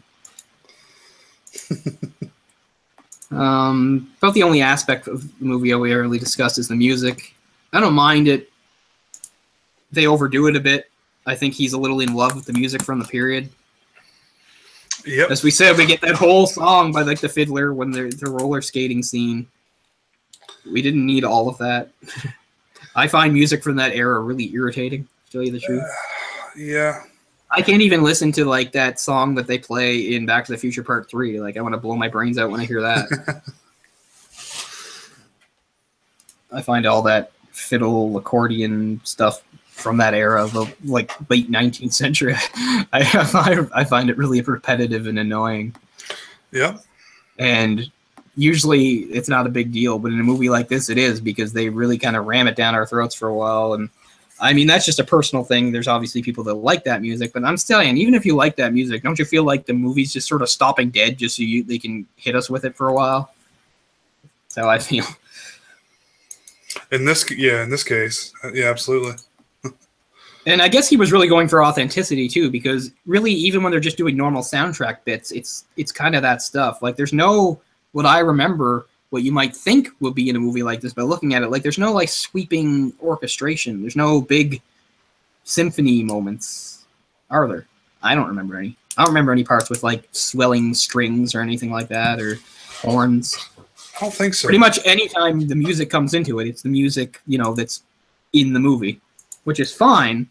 I guess he's going for a certain amount of authenticity, but I don't know. I don't think it would have hurt it. There's plenty of historical films that are done with music that has nothing to do with the period. But That's another thing. If you're going to do a big epic, it seems like it's almost compulsory if you're going to do a big epic to have some big, cool theme like Glory has or something like that. But this doesn't have that. This movie does not have that. I mean, I don't really remember the music from Dances with Wolves, but Dances with Wolves does that kind of approach too. This movie does not. This movie sticks with the little house band fiddle stuff, and I think that fits where it fits, but I think it could have benefited from some external soundtrack. And it doesn't really seem to have that. Yeah, you mean like a straight up score? Yeah, exactly. Mm-hmm. Let's see, music by David Mansfield. The poor bastard also did the music for Year of the Dragon. Yeah, David Mansfield, if you look him up, is just sort of a really underwhelming. There's a lot of movies in there, but they're pretty much start off with Cimino's movies, and then there's just some other stuff put in there. So, that's him. He's the guy that is playing the fiddle. David Mansfield is the fiddle guy on roller skates. Huh. It says right here, fiddle guy. Yeah, so he would have been fairly young at the time. He would have only been in his 30s. But I thought there was a child doing that. Maybe 15? No, he would have been like, I guess, well, not 30s, late 20s. Yeah, that's maybe. Born in 56. My math is bad. But, not like that guy didn't do good music or isn't talented, but I feel like that was a miss too. Like, there's nothing wrong with having that music in that scene, but I do feel like it could have used a real sort of proper external score, possibly done by somebody else if he wasn't up to it. But once again, I think Cimino had a very specific vision and idea for how the music was going to fit into the film, blah, blah, blah, and that's fine. But it's not like one of the worst problems with it, that's for sure. No. Not at all. Did you watch the documentary, by the way? I only managed to watch a bit of it before I had to do something, and then today I suddenly remembered that I had to watch the rest of it. And I was like, I can't. I got to do the movie. Yeah. So, but I will, just for my own peace of mind, because I am interested. I will watch the rest of it, but I only got a few minutes in initially when I watched it a few days ago. I was planning on watching that again today until I realized this movie was almost 4 hours long. So I was like, oh shit, I got to get on that. But yeah, I would recommend you watch the documentary and not the movie. Save yourself the time. Yeah, I think so too. I mean, unless you're really curious like we are, but at least I think we've prepared you for long dragging scenes, and at least to us, or at least to me particularly, I think there's some real coherency issues where it seems to really be lacking, where it's not clear exactly what's going on or how the plot is moving forward. And sometimes I don't think it's clear how these characters interact with each other and stuff like that. I think that's some of the biggest problems with the movie by far is that stuff. Cinematography is good. Acting is as good as it can probably be within the scope of what they're working with. And not all the writing is terrible. There's some scenes where it works out okay. There's just not enough of it as a whole. As a whole, it falls apart because there's too many holes or weak parts or parts that seem almost, I won't say nonsensical, that's going a bit far, but useless. Mm-hmm. Like, why is it there? What's it accomplishing? You know, there's way too much of that. Sure. And then it's compounded by all the other things. You already have a scene that seems to go nowhere between the characters, but first it has to be set up by like long lingering shots that waste too much time panning around looking at stuff. And then some of the action that happens goes on too long, as we said, like the best example being the dance hall roller rink type thing that just getting way too self-indulgent there, because we get an intro of that scene. He's playing. We get about 5 minutes, an entire song. Then we get a second song where everybody joins in and dances. And then we get a third part where it's just the other two characters dancing by themselves, serenaded by the band. So that whole thing just goes on super long. Throughout the whole thing, there's not really any meaningful dialogue exchange. Nobody's saying anything about the situation or what's going on. no confrontation with another character, really nothing that adds to the plot. All they're doing is like saying, oh, here's a little diversion and distraction that these people can do back then. Okay, good. And as we said, I don't even know if it's how legit it is. That were there places like that, like roller rinks with bands that would perform? I don't know. Or is that just something? Or is that just something that Cimino made up and thought was really cool? Yeah, I'm gonna do a little more research on that and see if I can come up with a satisfying answer. Because right now it just seems like some bizarre thing he came up with that he was really intent on putting in the movie. But I think that wraps up for the movie itself. Sure. Move to a bit of a conclusion on New Hollywood. You think? Sure. Okay, so as we said, this is probably the most impactful era of Hollywood in a way. They've all had their impacts, and they're all important. Everything that was important, everything that came before led to what came after.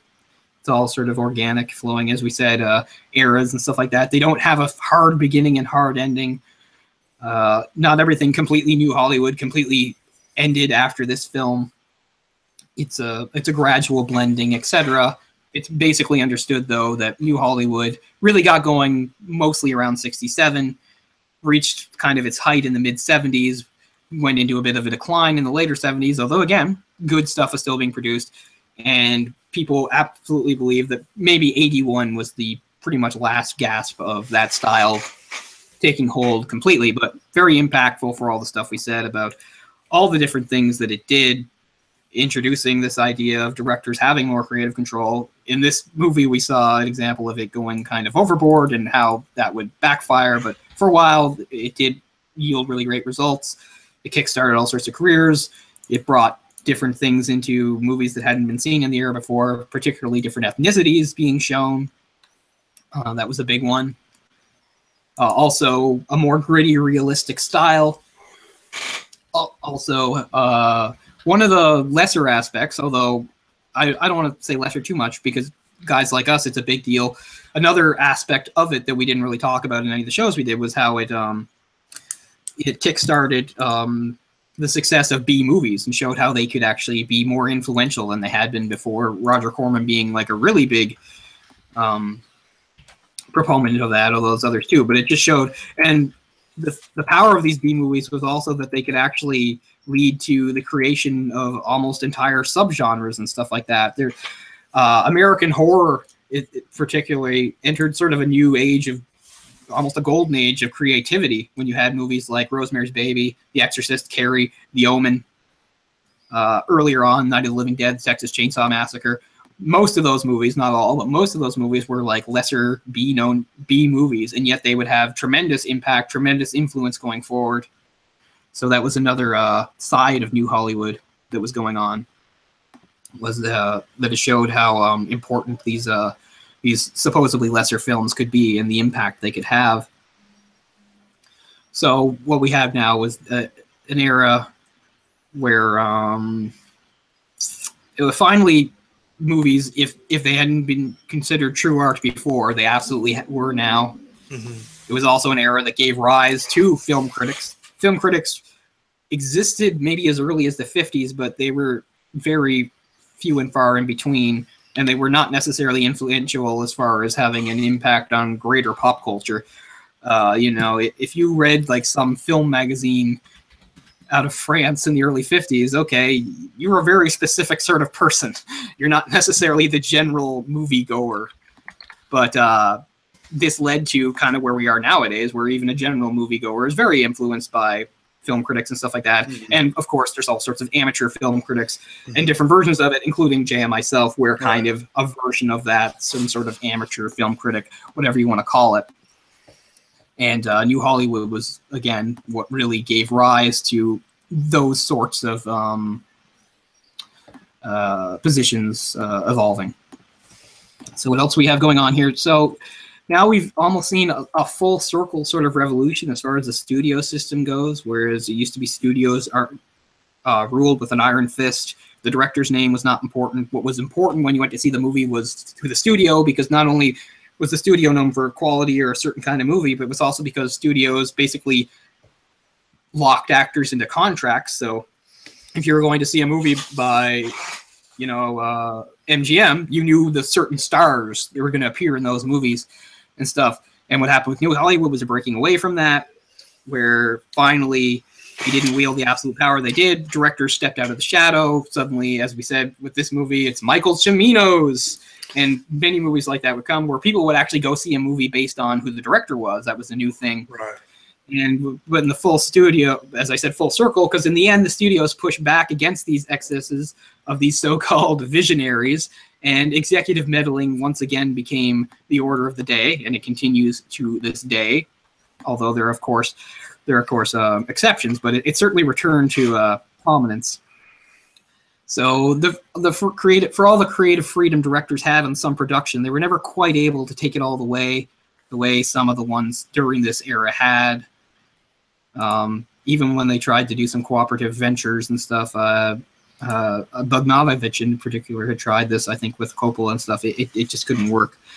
There'd be a clash of egos, disproportionate incomes, an inability to absorb costs. As we said, it created an ideal that wasn't actually sustainable, although that was okay in a way because it led to an evolution. As we say, everything evolves. As the blockbuster era would take some of these things and tack on its new stuff. Well, I'm getting a lot less articulate as I go on. It's new stuff, but sorry. Been a lot of talking, so I guess my perspicacity is suffering a little bit, if you'll bear with me. One thing I was worried about, we were both worried about, is we don't want to give you guys too much of an information overload, but here I am at the end, and I just feel like there's stuff I want to squeeze in, or I'll feel like if I don't, I'll feel like it's a missed opportunity, so I'm just looking at some of my notes here and some of the links that I have. I mean, as we said, Cimino in particular, because of this movie, this really was the end of him. Even though he would do some movies, he was no longer, he'd be an inconsequential filmmaker. But there were others who managed to get through it. Spielberg, but also somebody like Woody Allen, who we did a show on. Martin Scorsese, it was a delay for him because basically it seemed to end him, and he had a resurgence later on. But if you look at Scorsese's work throughout the decade that would follow, the 80s, he really was kind of relegated to obscurity and certainly wasn't being given the big budget projects and stuff and didn't have the confidence of studios. He did win it back, but his was more of a delay. Yeah, Goodfellas was 90, so right. I would say that's exactly. They definitely put him back on the map. So yeah, so at least a decade there, he would be sort of on the sidelines. But Clint Eastwood would make his way through it as well, which is good. And like we said, there were others that, even though they had some setbacks, they managed to survive. But somebody like Cimino didn't, and others like Friedkin. It didn't end him. He would still go on to make some movies, but Friedkin kind of proved, I think, to be another one of those directors that could never really live up to his promise. Like, he had some really good early movies, and then even though he recovered from some bad movies, he never really reached the level that he had started on. That's debatable, but that's sort of kind of how I view it. We don't have time to look at everybody here, but real quick, I don't know.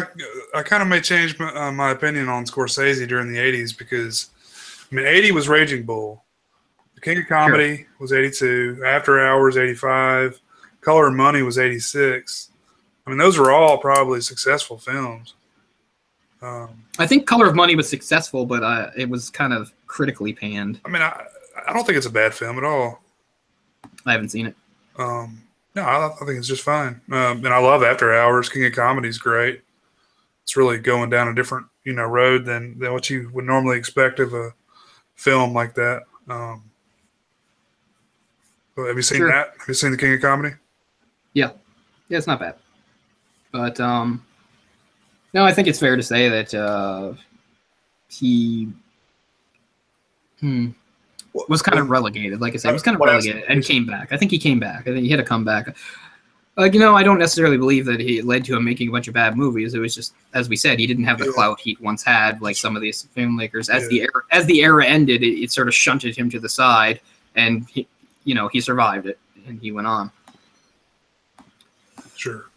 But all these, even the ones that had fallen by the wayside, they managed to carve, even temporarily, a niche and they'd remain influential, certainly on the next generation of filmmakers. They would come, perhaps more so than any others. You know, you've got the Coen brothers, Tarantino, Fincher, Soderbergh, Wes Anderson, Spike Lee, so many others, and they were the generation that was the most directly influenced by the New Hollywood generation, for sure.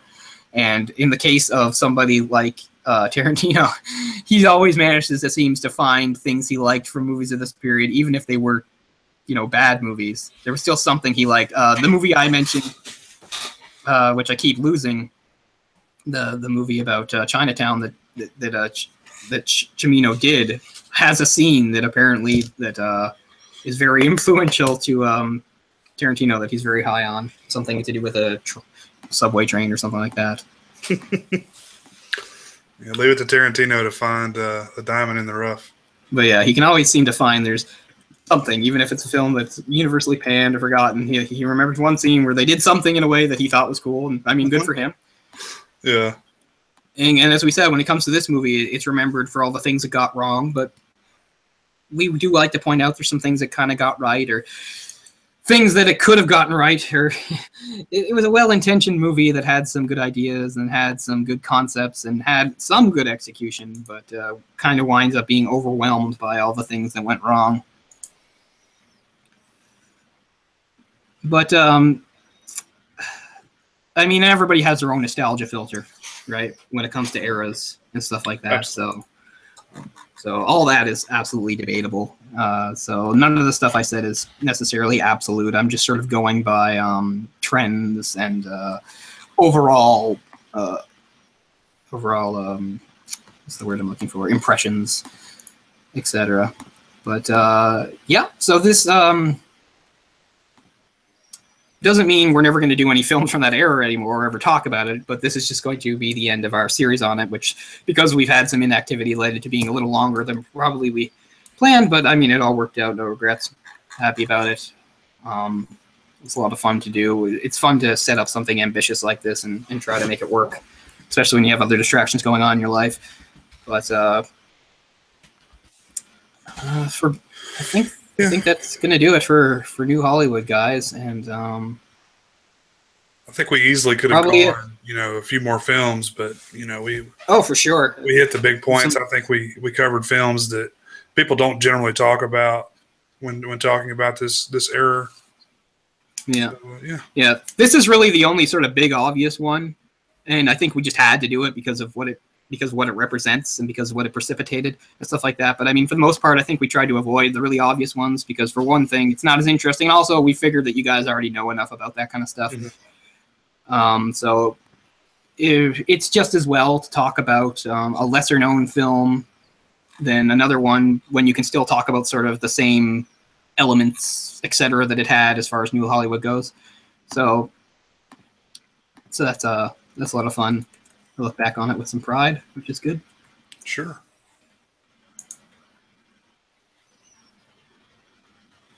But as far as series goes, we will probably do more series in the future. Not necessarily on eras, but it could be on anything, right? It could be on one director, one actor, or some sort of genre or style. It's all up in the air at this point. We're open to pretty much anything, and if you guys have suggestions, we're certainly receptive to that as well. I mean, why the heck not? We're happy to do it. So, but as we said, we'll probably decompress from this and just do a few standalone films for the next little while. There's a good chance we don't do next week, but we might do next week. We will let you know what we decide, how things go. I mean, I don't feel completely burnt out. We'll see how it goes. But not at all. Yeah, but yeah, probably the next few episodes will just be standalone films. You know, not related to each other. And we'll get back into the swing of things, but there will be more other series in the future going forward. So I think this one was more or less successful, hiccups here and there and stuff. And probably my biggest criticism of myself would, when I am doing a series and stuff, I'm sure I've repeated myself on a lot of points. I'm sure there's a lot of times where I've talked about kind of the same things and stuff, and I apologize for that, but sometimes it was on purpose, other times it wasn't. But because sometimes I felt things need to be restated or reiterated just for the sake of being fresh or current. But no, for the most part, pretty good. I know that I will watch this episode again, and there will have been things that I wanted to say in summing up New Hollywood that I still didn't do, but that's just how it goes. At a certain point, you have to walk away, or we'll turn into what we criticized, because that's what happens with films. You know, what is it? You know, great art is never really done; it's abandoned or whatever, and it's got to be hard sometimes for some of these directors and stuff. Even when they feel really good about a film, to really just be able to say, okay, it's done now. It is finished, and we can release it to the world and masses and put my name on it and put it out there. Because I think it's kind of natural for anybody with artistic inclinations to always think, oh, there's something I could have added or done differently or something. Or, you know, it's hard to be completely satisfied. And I don't know, I'm a creature of ego too, so I can even feel that way about this show, where I'll think, oh, there should have done this or that or whatever, but you guys have suffered enough through my ramblings, so I think we're gonna wrap here. So thanks a lot for watching this episode, and for those of you who've watched all of New Hollywood, I mean, bravo, that's great. Absolutely. Really glad to have had you with us. Fun journey, and we look forward to starting another one. Sure. Well, thanks guys, and we'll talk to you next time. All right, we'll let you know. From the Pocket Dimension, I'm Jay. No, I'm not Jay. I'm Jay. the other one. I'm the other one. Cole. That's Jay. I'm Cole. Talked a long time, but thanks a lot, guys, and we will see you really soon. Have a good one. Peace out. Thanks.